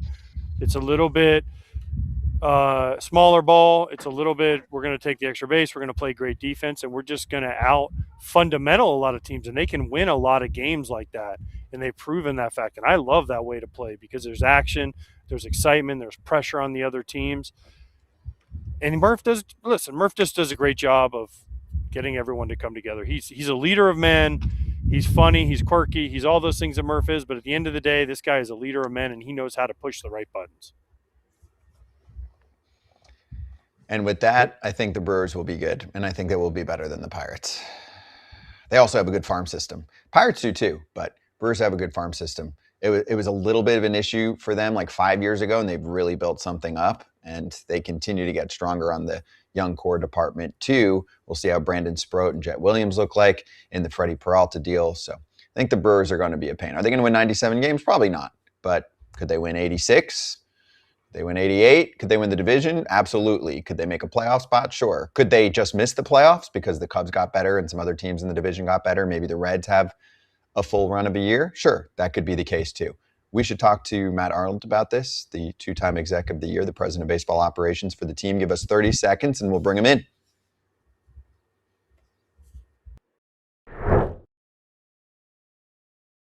Across government agencies and defense operations, precision and accountability are critical. Fastenal delivers both. With secure supply solutions, a nationwide service network, and a strong commitment to compliance, we help teams streamline readiness. From facility maintenance to tactical gear to everyday essentials, you get what you need reliably, securely, and on time. Fastenal, strengthening the infrastructure that protects us all. Want to learn more? Visit Fastenal.com for industrial supplies and innovative solutions. That's FASTENAL.com.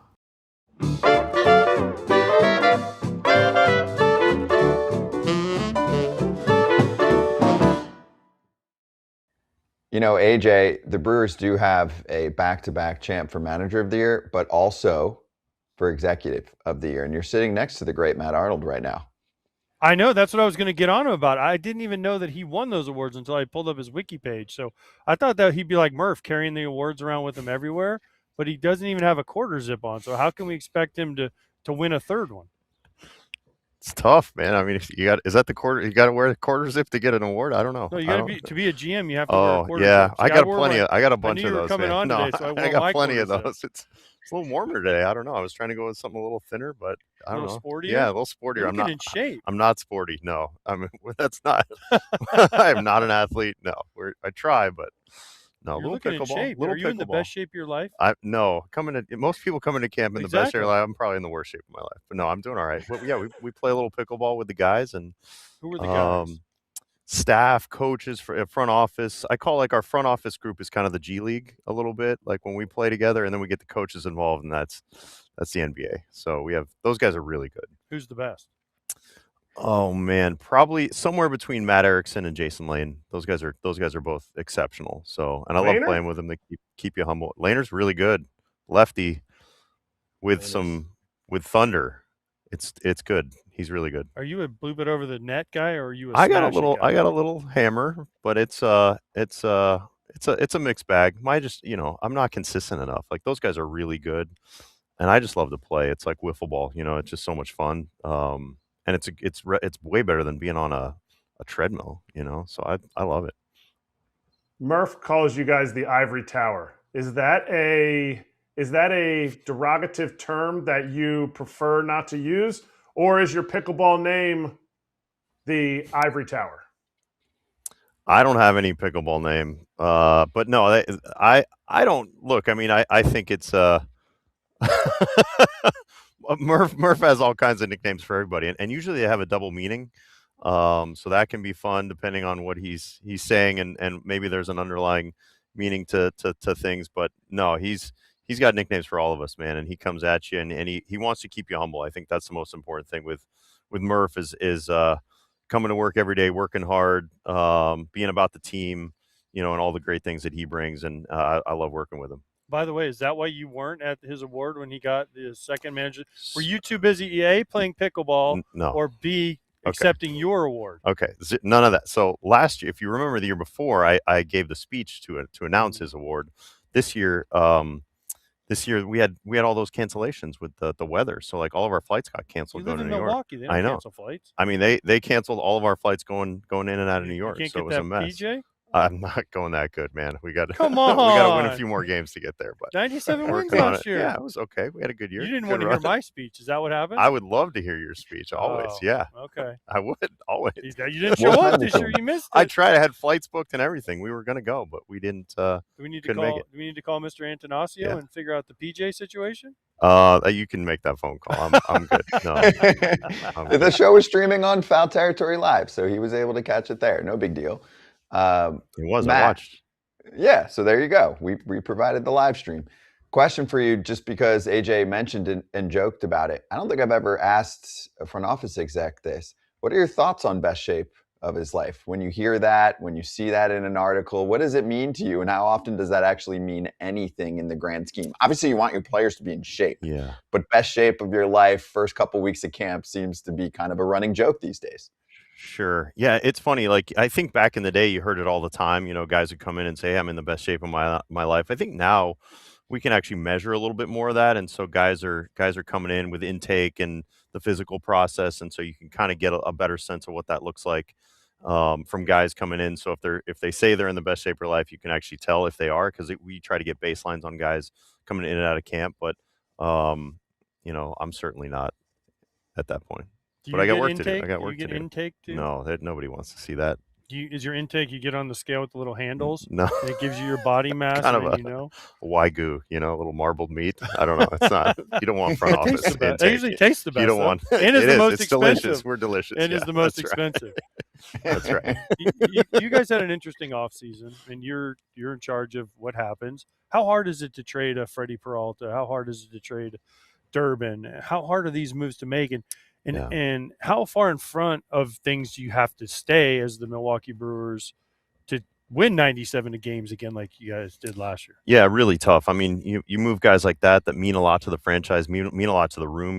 Don't take that lightly at all. We've had to do this for a number of years here with Devin Williams and Corbin Burns, Josh Hader, et cetera. Like, those are really hard on the franchise. And I think, we have a great support group, I think, around to try to insulate ourselves with good coaches and good, obviously good character guys that we have in the room. And I think a lot of times when you make those kind of moves, it's also saying we want to bet on the people that are still here. It's not anything against the people that are leaving, but we really want to do what we can to bet on the people in the room and then also bring in talent to help us win now and tomorrow, and that's always the balance that we're trying to walk that line every single day here with the Brewers. When I looked at the team going into about 3 weeks ago, I said this was the year that since 2018 when I was there, it's like this team is always there, always there, always there. Do you guys look when you do your projections and say, what would it mean to this team, and could we be a World Series champion if we were to add a Tarik Skubal, if we were to add a one-year piece instead of losing the one-year piece? Do you guys make those projections and say, no, it'll never happen? Or do you just say, no, we're not going to waste our time with an exercise like that could put us back 3 or 4 years? Yeah, I think, Kratz, I think that's a great question. I mean, we've done that in a lot of cases. I mean, going back to Yasmani Grandal, and even this year bringing back somebody like Brandon Woodruff as the highest AAV of any pitcher that we've ever had in this franchise. I mean, to have the support from our ownership to bring back somebody like Woody means so much to our franchise and our room and the huge games that he's pitched in. That really means a lot, So we have gone out, Mike Moustakas. We've brought in a number of those types of guys. We just can't do it all the time, but we've had great support to do so over the years. And when the time is right, we felt like the time was right with Brandon Woodruff, and we couldn't be more thrilled to have Woody back in our mix here. By the way, Kratz is mad at you. Why? Because when you brought Grandal in, you had to fire him. So he still has feelings for that. Oh no. Still love you, Kratzy. I mean, come on, man. Come on. We loved having you here, so you're always welcome. Not enough. I could have been there. We could have been somebody. Here we go. We were somebody. We had a great run, man. You get some huge hits. In 19. I'll never forget. It's totally off topic, but you talked about Grandal. When they brought Grandal in spring training, I was walking by and Craig Counsell goes, well, you know what? The catcher has to bat 4 times a game too. So I feel like this is a good upgrade. And I was like, oh. Tough. Brutal. Well, the catcher doesn't have to bat 4 times. They can get pinch hit for their second at bat, maybe, Kratzy, depending on how the game's going. I don't know what that was like for a lot of my time, but I used to have to be the guy who would have to pinch hit for the other guy. Yep. 7th inning. You're gone. You had 2 bad at bats. You're out of the game. See ya. Hey, Matt, I have a question for you. We had the, on and off, because the reporters are good at getting as much info as possible, conversations with, are they going to trade Freddie P or not? So what is that communication like with you and Freddie and with the agent, where it's like, I think you're good, maybe not, things are picking up again? Because I'm sure you don't want to just constantly be making phone calls, but also this is a guy who has earned respect of the org, been there for a while, and you want to be as communicative as possible, especially as you get closer to spring training and he's going to suddenly be in Florida instead of Arizona. Yeah, no question. Freddie and I had a great relationship. I've known him since he was 19, 18 years old when we first got him, and we always tried to keep the line of communications open with him and his agent, Seth Levinson. And so we have really good relationships with those guys, tried to be very open and honest. And it was a 2-way street, just making sure we're on the same page and what's going on, what's happening, and trying to make sure that we kept him in the loop. I think the worst thing to do is surprise people on these types of things, and just having those conversations, being open and honest with your guys, having that kind of culture here, something that really, really matters to me, certainly. And I love Freddie to death. I was talking to David Stearns yesterday about him, and it sounds like he's doing great over there. And I'm a huge Freddy Peralta fan. I hope he has a great season, a great career. Nothing but the best. Wish nothing but the best for Freddie. I think when GMs say that sometimes, I feel like it's eyewash. With Matt Arnold, with David Stearns before you, it's not eyewash. It's actually honest. The communication is there, and you guys care about the communication. But my question is on Freddie P, Corbin Burns, Josh Hader, and Devin Williams. Which one was the toughest communication because of anything that happened, because of how it was going, with not necessarily like, oh man, it's a tough relationship, and each relationship is unique. But of those, the big guys that have been traded recently, which one was the toughest to communicate to, in the sense of like, got close to this guy. This was at the beginning of my tenure. You were assistant GM during one of those trades. Sure. Yeah, I mean, I think it's a good question. I think they're all different. They're all challenging in their own ways. I think probably the Hader one, just because it happened in season. The others were more in the off season. And when you do something like that with your closer in season, I totally understand, the ramifications around that and how challenging that can be to digest for everyone, for our fans, for our clubhouse, for our front office, like everybody. I think those are certainly challenging, but you're able to zoom out a little bit and sort of understand what that pain looks like. And fast forward, now you have somebody like William Contreras in the clubhouse, and couldn't be more thrilled to have that guy. He's been a warrior for us for a lot of years. And so again, it's just the finding that right balance, but going through those processes, especially in season, are certainly challenging. Hey, Matt, why do some of the trades take so damn long? This is the question from fans sometimes. They're like, it finally happens in late January, or even we just saw the Durbin deal in February. Do you think a lot of it has to do with other moves like free agents finding a home and then teams jump back into the trade well? Or is it, hey, we have a conversation with some teams, feel like we want this next tier of prospect that we're looking for, and finally it comes around at that point? Like, what do you think is one of the biggest reasons why the stall happens from November, December up until close to spring training? Yeah, it's a good question. I mean, some of it's probably just deadlines, right? Like deadlines are powerful in this game. And so when you have moments where you're about to report to camp, or you're about to start the season, or there's a trade deadline, like those deadlines are impactful to speed up conversations.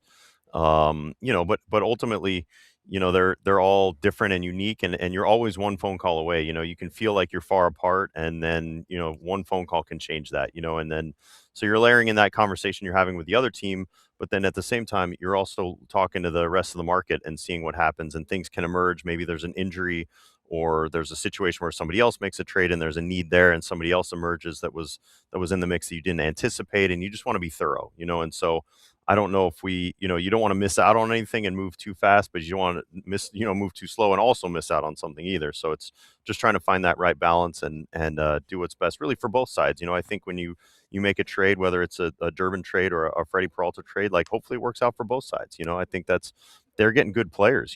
When you're getting a guy like Caleb Durbin, who meant a lot to our franchise, the Red Sox are getting a really good player there, and we hope we are as well. With Harrison and Drohan and Hamilton, like we're really happy with those guys. And again, I just hope when you're making good deals with teams that it works out for both sides. We had Brice on. We already talked to Brice. We've already talked to Sal. We've already talked to Miz. Any extensions in the future? Always open. Yeah, so they have to get their agent to call you. Well, I mean, it's a two-way street. Or I mean, we can reach out. Sure. Right here? I mean, we can go on a little walk and talk. I'm open. Do I get like 3% like an agent does if I facilitate? That's up to you. This? That's coming from them. So yeah, you can negotiate that one if you want. But no, we love those guys, and obviously we've done that with a number of players here, and certainly always open to having those kind of conversations. Okay, so none yet though. I mean, always open to having the conversation. Okay, that's fine. Sure. That's fine. GM speak 101 right there. Last thing for the Rays. You were a Rays guy. You have Stearns, you mentioned, was a Rays guy. Friedman was a Rays guy. Brandon Gomes in the Dodgers was a Rays pitcher. Yeah. What do the Rays do? Because they're just Rays people. Hein Bloom is a Rays guy. Yeah. They are just spread out throughout the league. What do the Rays do? Because every team wants to be the Rays. Yeah, I mean, look, it's had a lot of really good people, and I think it starts with people. That's the thing we've tried to do here more than anything else. It's just have good people, whether that's in the clubhouse or the front office. And I think like just partnering with guys like Erik Neander and Heim and James and Andrew and Matt Silverman and so many people there that I was fortunate to partner with for many years, really helped me get better. And I think we were able to challenge each other and learn from each other. We all had kind of different strengths and weaknesses, and to partner with those guys, I consider them some of my best friends, and I really care about them, and I really enjoyed partnering with them. Does it make it easier to make trades when you worked with them all? Sometimes, and sometimes they, they'll they know how you negotiate sometimes, and we know how they negotiate, and so you can kind of figure out quickly. But you can get right to it, and the conversations are obviously really natural with those types of guys, so they're great to work with. So is Friedman like the godfather of all of you? I guess kinda.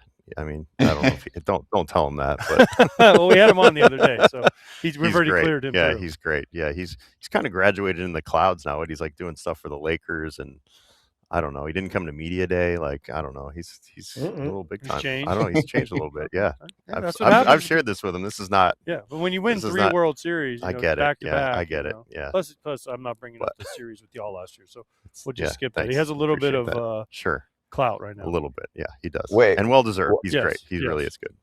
One nerdy stat correction, because that's what I do here. I don't think Stearns was in the Rays tree. I mean, obviously you guys know each other, but no work there, right? So Stearns might say he's not my guy. We partnered here in Milwaukee for the first time, and he's great. I mean, he's as good as it gets, man. You talk about A+ people, and like always super well prepared, just the best in the business. I really, really love working with David.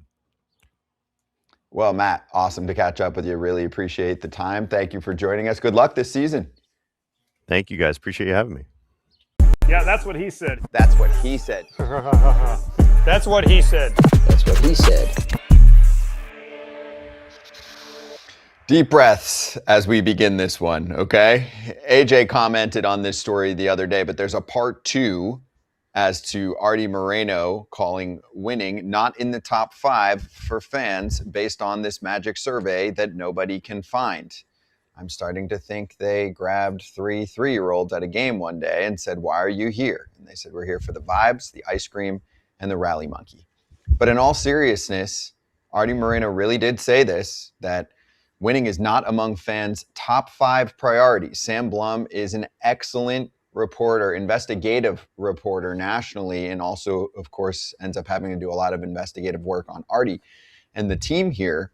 So he searched far and wide and has not found one single soul that participated in this survey. This survey won't be shared publicly. So here we stand with a survey that is one of the, I would say, worst quotes in sports history. I think we should go that far. And Kratz, you weren't on the show the other day, so you get to pile on first here. Kevin Pillar, former Angel, had some great comments. So again, I encourage everyone to check out the other YouTube clip that we have or the live show from the other day. But it's one of the worst quotes in history. Winning is not in the top fucking 5?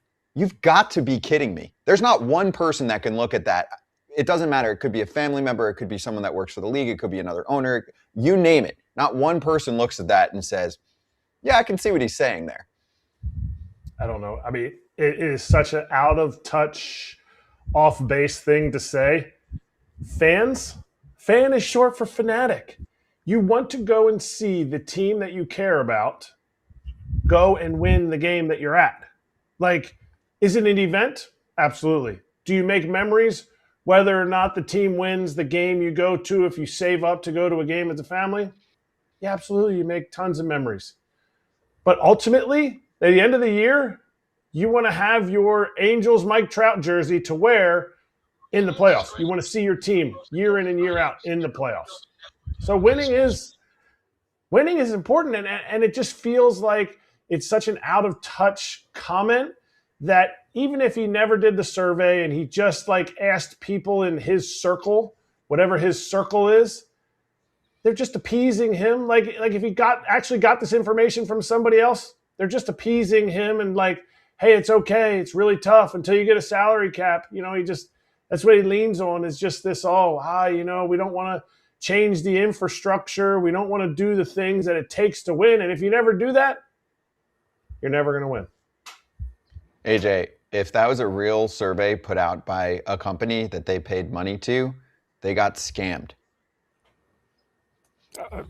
I've already commented on this. I don't need to comment on it anymore. Yeah, but there's a part 2. We can't find the survey. I know nobody can. I want to know where the survey came from. I feel like we deserve that, right? As a fan of Major League Baseball, and you get public money, almost every team does, right? I think you deserve to see a survey that says fans don't really give a shit about winning. It's about affordability. It's about safety. And cue the t-shirts. There's going to be great t-shirt sales. People are going to be like, I'm here for the affordability. Wins don't matter. But in all seriousness, we should see that. I think that needs to be shared to put this thing to bed, so that at least, I guess, the blame can be put on the survey company. Because otherwise, it's not happening. Why? Because just like you can't share the books, you can't share the survey. This is so embarrassing, and I don't think it'll ever go away. This is the quote that will summarize the career, the legacy of Arte Moreno. It is. I can't argue. I mean, what do you want me to say? I mean, yes to all of it. The survey should be out there. Yes, this is a terrible quote. Yes, fans are up in arms. Go on anybody's Twitter comments after we ran this the other day. It's so out of touch with everything. The reason fans are clamoring for more, I don't want to say salary cap things in Major League Baseball, is because they want their teams to be able to compete with other teams, even though teams like the Brewers, where we are today, can. So I just think that this is one of those out-of-touch things that Artie said. He probably wishes he could take it back, and I'm sure certain people in Major League Baseball didn't love the fact that he came out right before a collective bargaining agreement and said winning is not the most important thing when you're about to go to war with the players. I also want to clarify, they're in the LA area. They call themselves the Los Angeles Angels now, right? So that's the #2 market in the country. And they have consistently now been spending below what's called a big market, right? So they haven't gone over their de facto salary cap, right? Which is the luxury tax for them. They have not gone over that since 2003, which was the first season that Moreno owned the team. That was a really long time ago, and that was a year after they won the World Series title. Since then, they have treated the luxury tax number like a salary cap and always kept themselves below that. So if you're a fan, say, of the Angels and you're complaining about the current state of the game, there's nothing to complain about. And Angels fans know this, Kratz. They're complaining about one person. They know that they can be a behemoth, but they can under these circumstances, not when it's not in the top 5. And this plays to the quote that I shared on our show many years ago. When we first started, I shared this story pretty early on. I said, and it was a fact behind the scenes. I don't know how it is this second, but for a long time, he would not give money to pitching because they don't play every day. So the fans don't get to see that show every day. What do we talk about? We talk about growing an entire organization to win. That's what we're doing. We're at the Brewers right now. The Dodgers, yes, they spend a lot on their big league salaries, but they invest in their infrastructure. I know an ex-GM who was in the last few years was offered a president of baseball operations job there.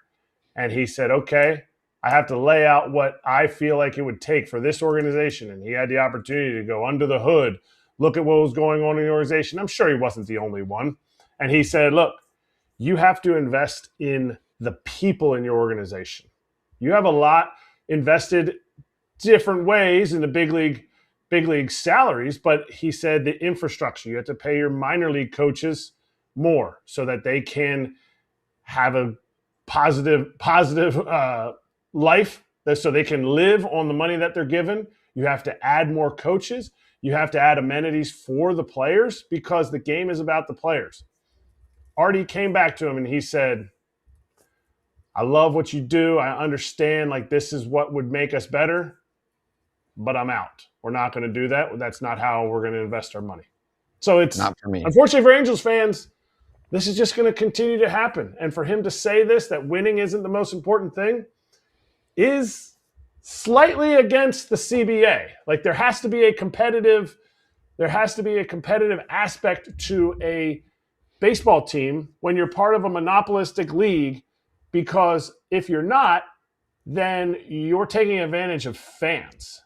Not taking advantage of the game, you're taking advantage of fans coming to the ballpark and not putting the most competitive product out on the field day in and day out. Yeah, if we can't be on the same page about caring about winning, we've got issues. And in this story from Sam Blum, he points out how players on the current team have taken notice of the comments. AJ, if you're in the clubhouse and you saw those comments, or Kratz, right? What would the clubhouse be saying for the next several days? They just roll their eyes. They roll their eyes. I mean, what are you going to do? You're not going to go out and play any worse because that's your career. No, but it's nobody's ever going to step up and say anything, because the only person that could say anything would be Mike. Mike Trout might be able to say something because he's there and he's been the good soldier for the whole time. But, like, nobody can say anything. That's their boss. It's the players really don't have any aspect to this. It's not like it's a rallying cry. Kurt Suzuki's coming in. No, guys, screw Arte. We're going to win. Like, even Kurt Suzuki got a 1-year deal. He's the only manager I know of that got a 1-year deal in his first year to come and be the manager of a Major League Baseball team. It's unreal. The story just keeps writing itself. And players are noticing. Okay. On the player front, this is interesting news, AJ. This just came in during the show. Tarik Skubal talking to the media about how he'll start for the USA team in the WBC against Great Britain. That's it. So he's scheduled to just start on March 7th against the Broken Unis in their second game of the WBC. And that's it. He's going to try and lobby to be at the semis or the finals, something like that, he was saying. But if I'm a fan of Team USA, I'm a little disappointed in this news. I'm assuming that there was some back and forth. I mean, Tigers, Skubal, his team, the whole deal to figure out what would be the right mix. But what do you think about Skubal popping up in a, like, I don't want to, I mean, it's a low leverage game too. I mean, they can probably roll Great Britain with most number 5 starters on major league teams. I'm excited because I'm doing that game for Fox, so I'm excited that Skubal's pitching that game. So, but I told you all this. I told you all this a while ago. Skubal and I think Stearns might only be throwing one game too. So as excited as everybody is, I had heard this, and now it just became official that Skubal and Stearns. I don't know about Stearns, but Skubal's only going to pitch the one game. I don't know when Stearns is pitching. Now I thought it would be later in the tournament when it was like win or go home games.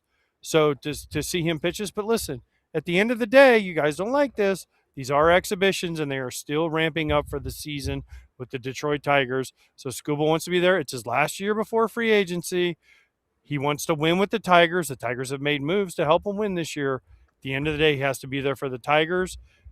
I applaud him for doing the one game, and I really applaud you, Tarik, for picking the game, one of the games that I get to call. So I get to see you, talk about you for the 2 or 3 innings you're out there, and cheer on the USA secretly, of course. Does this affect their championship hopes, Kratz? I mean, you're not going to have Skubal in a high leverage game, in a do or die game, in a game against a team that is highly rated. Yeah, I mean, somebody can get hot. Obviously, you think it's going to be the, Venezuela, Dominican, Japan, U.S. You would think those are the favorites to be in the finals. But whatever team it is going to be hot. Their hitters are going to be laden, big league laden lineup. And so you want those guys. You want those guys to throw the best. But I think when we talked to Waka, he had said, he kind of hinted around maybe he was piggybacking with somebody else. So maybe, they've already scheduled who would throw in the semifinals if they make it there. I don't blame Skubal, but I am disappointed. Yeah, I'm not blaming him either. I'm sure there are a billion conversations going on behind the scenes, but it does certainly make things a lot more interesting. It is a dream lineup. It's a ridiculous lineup for Team USA, but the best pitchers on the planet right now are Skubal and Stearns. We'll see what happens with Stearns. I hope Stearns is like, nah, screw it. I'm pitching. I haven't been able to pitch friggin' meaningful playoff games or anything close to it. I'm getting my 2, maybe even 3 starts in the WBC, but we don't know. We'll see. We just know Skubal not going to be a factor in the big games for Team USA. We'll let you know what else we hear about that front, but we got another interview to get to. We have one of the newest Milwaukee Brewers. Kyle Harrison is here. Kyle, great to have you on the show, and tell us about the whole process here, because it happened pretty late. You're probably like, here we go, getting ready, Red Sox spring training. Oh, wait, I'm going to Arizona. Right. No, 100%. It was out there in Fort Myers for a week early, and got out there early, was, trying to go out there and, couldn't make it through the physical, I guess, so, no, I'm like we were talking about earlier, just happy to be back in Arizona, man. And, no, man, pumped for this opportunity. You have no idea how good spring training is in Florida, though. I don't. I know. So you almost got to go to God's country for a while, for about 7 weeks, and you have no idea how cool it is to have like beaches and lakes and water and trees and all these cool things that they don't have in Arizona. Now the travel is better in Arizona. right? So 100%. I'll give you guys that, but Florida's. Oh, trust me, I was looking forward to a beach. You would have actually day. You would have sweated when you were Right. pitching out in Florida. Right. Would have been all these crazy things. Exactly. But you live here, so it obviously is better for you to be here. And I try to explain this all the time. Explain how important those extra 6 to 7 weeks are just at home. Yeah, I didn't even realize that. It's funny you say that. The off season just felt a little shorter because I've been out here for spring training for 4 or 5 spring trainings now, and yeah, just that 2 months, kind of extra 2 months is huge. To be able to sleep at home and recover at home. It's awesome, and so that's the biggest thing. I'm just happy to be in a familiar place and a little bit of a commute in the morning, but not too bad. You were already out. You said you were already out in Fort Misery for a week, correct? That's what you just said? Yeah, it's funny you call it that. I've heard that only a couple times. Okay, well, only the people that – well, you were in the good side of Fort Myers, the twin side of Fort Myers. That's Fort Misery. There you go. Take us through – take the fans through, before we get into your stuff, take the fans through what it is. Like, you're out there. You have an apartment. Getting everything back out to Arizona. I know you live here, but it's not like, oh, cool, I'll get my glove, I'll get my cleats, and I'll just stroll onto the plane. Like, there's more than that. The team has to cover your apartment that's out in Florida, correct? 100%. And I'm lucky enough. I know a great guy over there, Cutter Crawford, and I was living out of his place, so it made the transaction a little easier over there. So, yeah, man. But like you said, it was like got the rental car all figured out there, and then it's just a lot of moving pieces, and yeah, it was back to Arizona the next day, and here we go again. Just ready to go. You're young. Exactly. You don't have. I can handle it. You don't have a family. No, so, just a girlfriend, and it's I very, very just easy. Tell her to do everything. Right. She takes care of a lot of it. So yeah, you're not like you're Kratz has like 12 kids, so when he got traded, he had to transport like 12 kids back and forth across the country. Oh yeah. So it's a little bit different. Oh yeah. What did you think when you got traded? Because this is already your second time being traded. It's not like you're an old guy right now. Yeah. No, it's crazy. Traded twice, and for some big name guys. Yeah, for sure, in a short amount of time too. The two teams, but for me, it's just after that first one, like I've been telling everyone earlier, it's like I knew everyone in San Francisco very well, and that was more of the shock, but.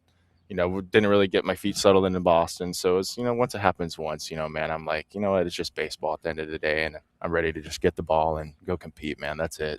That's all you got to look at it like. All right. So you played in the PCL, the Pacific Coast League, and the IL. We talked about travel before. Yeah. Obviously it's the minor leagues, but were you ever able to get your feet under you making that transition? You changed an entire new league. You obviously want to be in the big leagues. You have the pressure of being a centerpiece for the Rafi Devers trade. All of that going on, how could you have made that, or how could the team have made that transition easier for you? Yeah, it's a tough question. I personally enjoyed my experience over in Boston because I got to try new stuff, man. I got to experiment with a cutter. It didn't go too well down in Worcester there a little bit. Couldn't throw it for a strike for a little bit there, but got to experiment with that, a new changeup as well, and throwing a sinker to lefties. So I think my time there was honestly cool to just kind of learn new things, take different things from different guys, and the coaches there were great to me. So no, man, it was just taking what I could from there, and then now applying it to my game now, and just seeing how I could grow day by day. What is the tinkering balance like when you're with a new team like Boston? They probably come to you, like you said, with some ideas. You want to try it out, but you also want to put up numbers. You want to perform. And then now you head to Milwaukee here. And did they have some information or some conversation with you about anything different and how you balance that with performance on the field? Yeah, I'd say, when I got here, it's a very, very chill environment. They kind of let you run the show.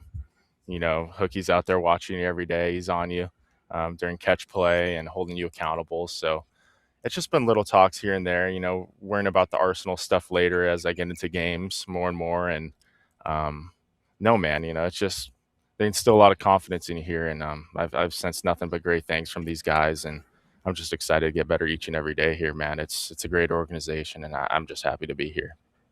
What do you think they do different here? Sorry, Kratzy. Yeah. I don't know, man. It's hard to say, just because I've only been here for a week and a half. So, but I'd say just the attention to detail to everything, catch play, I was telling Hookie, I'm like, I haven't worked this hard in catch play in my, 5 years I've been in pro ball, and it's just little stuff, Why isn't it play external catch? cues. Why isn't it play catch? Do you know the answer to that question? Play catch. Because you're not supposed to play. You're supposed to do it as have a catch. Work. Yeah, so right. That's why it's called catch play. It's now. a catch play. It's it translates to the mound. And that's what it's crazy that's taken me this long to kind of realize that. But you gotta treat every day, like you're just working hard, man. That's it. And they're looking at my external cues. Setting up cones, in front of a home plate to just keep me in line. Keep everything in there. So just a lot of different stuff that I'm trying, and it's cool, man. It's a cool experiment, and these guys are great.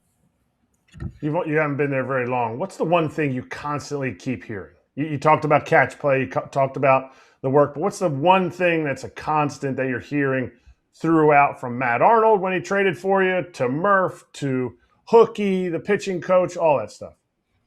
Yeah, that we don't, honestly, that we don't care. We want to work hard, and standings, projections, all that stuff, we don't care about that stuff, and that's something I've felt, and it's just about the work each and every day, and we work hard here, man, and it's cool to see. Does Murph have a nickname for you yet? Not yet, Does he know your name? Does he call you by the proper name? He does. Because everybody he calls by something. Right. So you haven't gotten to that point. Haven't got to that point yet. I got him a little cup of ice the other day. I was shaking a little bit. I was down in the dugout. He was asking me, hey, you've been in the big leagues before, right? You could fill me up find some ice, and I'm over there overthinking the world of it. So no, I think he's gonna have some fun with me for sure. Okay. Did you grow up a Giants fan? Because you grew up in the Bay Area. Yeah, no, I wasn't really a Giants fan because we just go to the A's games right there. Little tailgate, play catch, eat a couple of glizzies. Walk down behind home plate, get the bleacher. We were a fan growing up, going to those games. So then it didn't break your heart that much when you got traded from the Giants? Not too bad. Just the relationships, obviously. Yeah. But no, man. Obviously, that was a team that drafted me. Being home was awesome.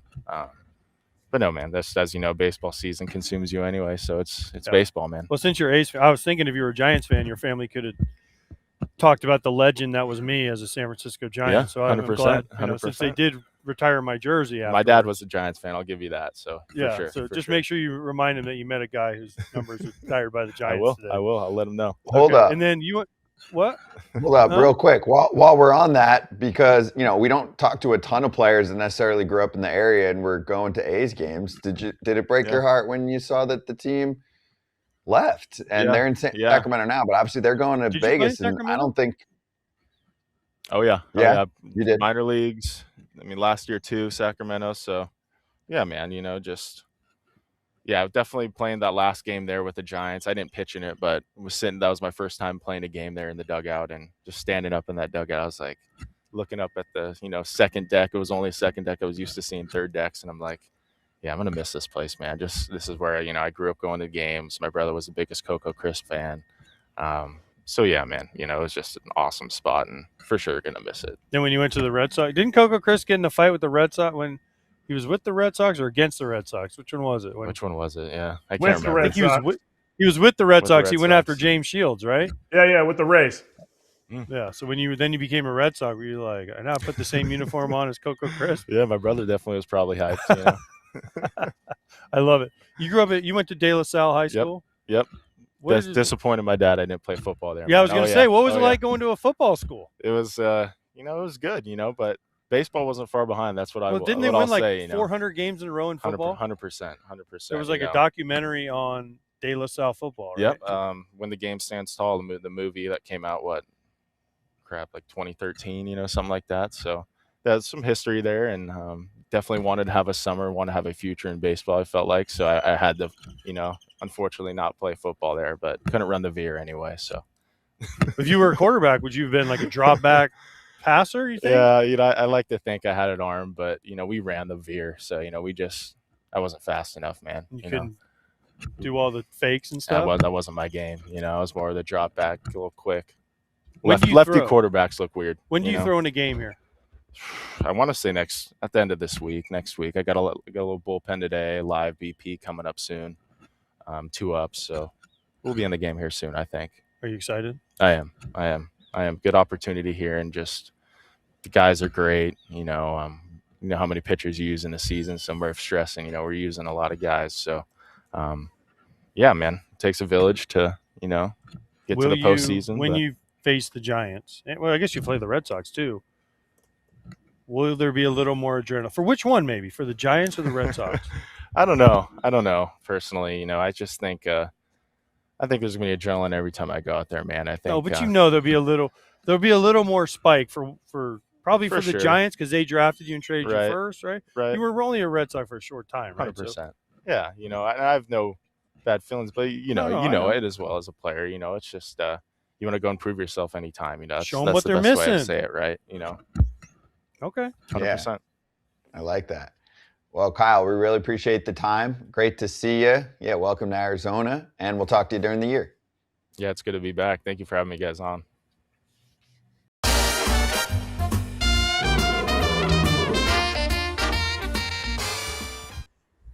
BetMGM futures. Here's a special: 90+ wins. Dodgers aren't on here. It's too high. They're not going to put them on the board. But it starts with the Yankees and Mets at -125, Phillies 115 to win 100, Mariners -110, and then you get into the plus money teams like the Braves and Blue Jays at +105, the Cubs at +115. Kratz, last year there were 8 teams that won 90 or more games. Which one is your favorite from this list? Because of the money and because of the team, less things going on around them, the Mariners. I think the Mariners in that division, they did it last year. I think they learned this is what it takes for us to make it to the playoffs. They seem like they're an org that's not afraid to make moves. Obviously, signing Naylor, making the 2 big acquisitions at the trade deadline last year. So I'm going to go Mariners because that's who I got coming out of the American League West. Okay. And they're all close here, the ones that we're showing between -125 and +115. AJ, is there a team on the board here you feel really good about for 90+ wins? Well, the Mariners, I picked them to win the AL, and the Blue Jays. The Blue Jays are plus money. I mean, they won 94 last year, and everyone feels like they got better. So I think the Blue Jays are another one that should be up there. The Cubs, the division has gotten better, so that's the one thing I worry about with the Cubs. And the Phillies, I think, will probably figure out a way to win 90 games. It actually surprises me the Yankees and the Mets are the 2 that have the highest odds. Maybe that's just because of where they're located and a little East Coast bias, but I think the Mariners and the Blue Jays, to me, are the 2 on this list that make the most sense. Yeah, the Yankees and Mets being the same is kind of wild, too. I think the Mets ceiling-wise is just as good as the Yankees, but I think the floor is much lower. I think the Yankees' floor is much higher than what the Mets have, just based on so much roster turnover. But the projections really like the Mets, clearly. We've seen that from Fangraphs. We've seen that now here from BetMGM with the odds. So let us know if there's something you like from here. And also, you might have an Any Sport Parlay Boost token in your account if you're a BetMGM player. To use the Parlay Boost token, add a parlay wager made up of any sport wagers to your bet slip. Activate the token. If you win with that wager made with the token, you get extra winnings. Gambling problem or concern? Call 1-800-GAMBLER. Let's laugh.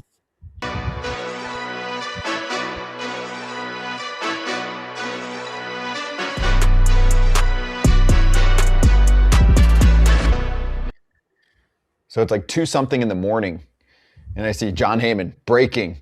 Cubs sign Michael Conforto. I was like, oh, minor league contract. I mean, he had a nice little run for a while with the Mets. It was a really steep drop-off for him last year with the Dodgers. Dodger fans were not happy with his performance, and he gets a chance to rebound here and try to make the team out of camp. A little outfield depth for the team. Add another bat. Also, keep in mind, AJ, the Cubs are down quite a few players for the next few weeks in spring training. It's a good opportunity to go in there and be hot and make the team. Just adds depth. If he makes the team, it just adds more depth. And if he has a great spring, you never know. He could end up on a different roster because he struggled last year in LA. So we'll see. But we'll see how it goes. Yep. And we'll be able to see him. We can take a look at the spring training calendar engineered by Fastenal. Cubs camp Wednesday. Thank you, Milwaukee Brewers. Mike Vasallo, PR superstar. They were great. They rolled out what I called the crew carpet.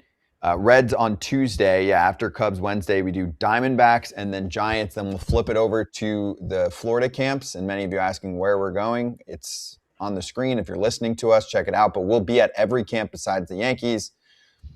We will hit every camp in Florida besides one team. That's pretty good. So thanks, everyone. Nice little show today. Dodgers Territory, by the way, is a live show coming your way right after this one. So if you want to check that out, go for it. That's the trio these days. It's Alana Rizzo, Clint Pasillas, and Katie Wu. Not all of them on every show, but that show has more shows and another person added to the mix. They've had a lot of great interviews lately. And go back and check out that Dave Roberts sit down that they did the other day. All three of them with Doc. Really, really good stuff from Dodgers camp. All right, AJ, pack your bags. We'll see you at Reds camp tomorrow. That's right. Me and the planes. I'll be out there with the planes. Oh, yeah. But hopefully they stop during the interviews.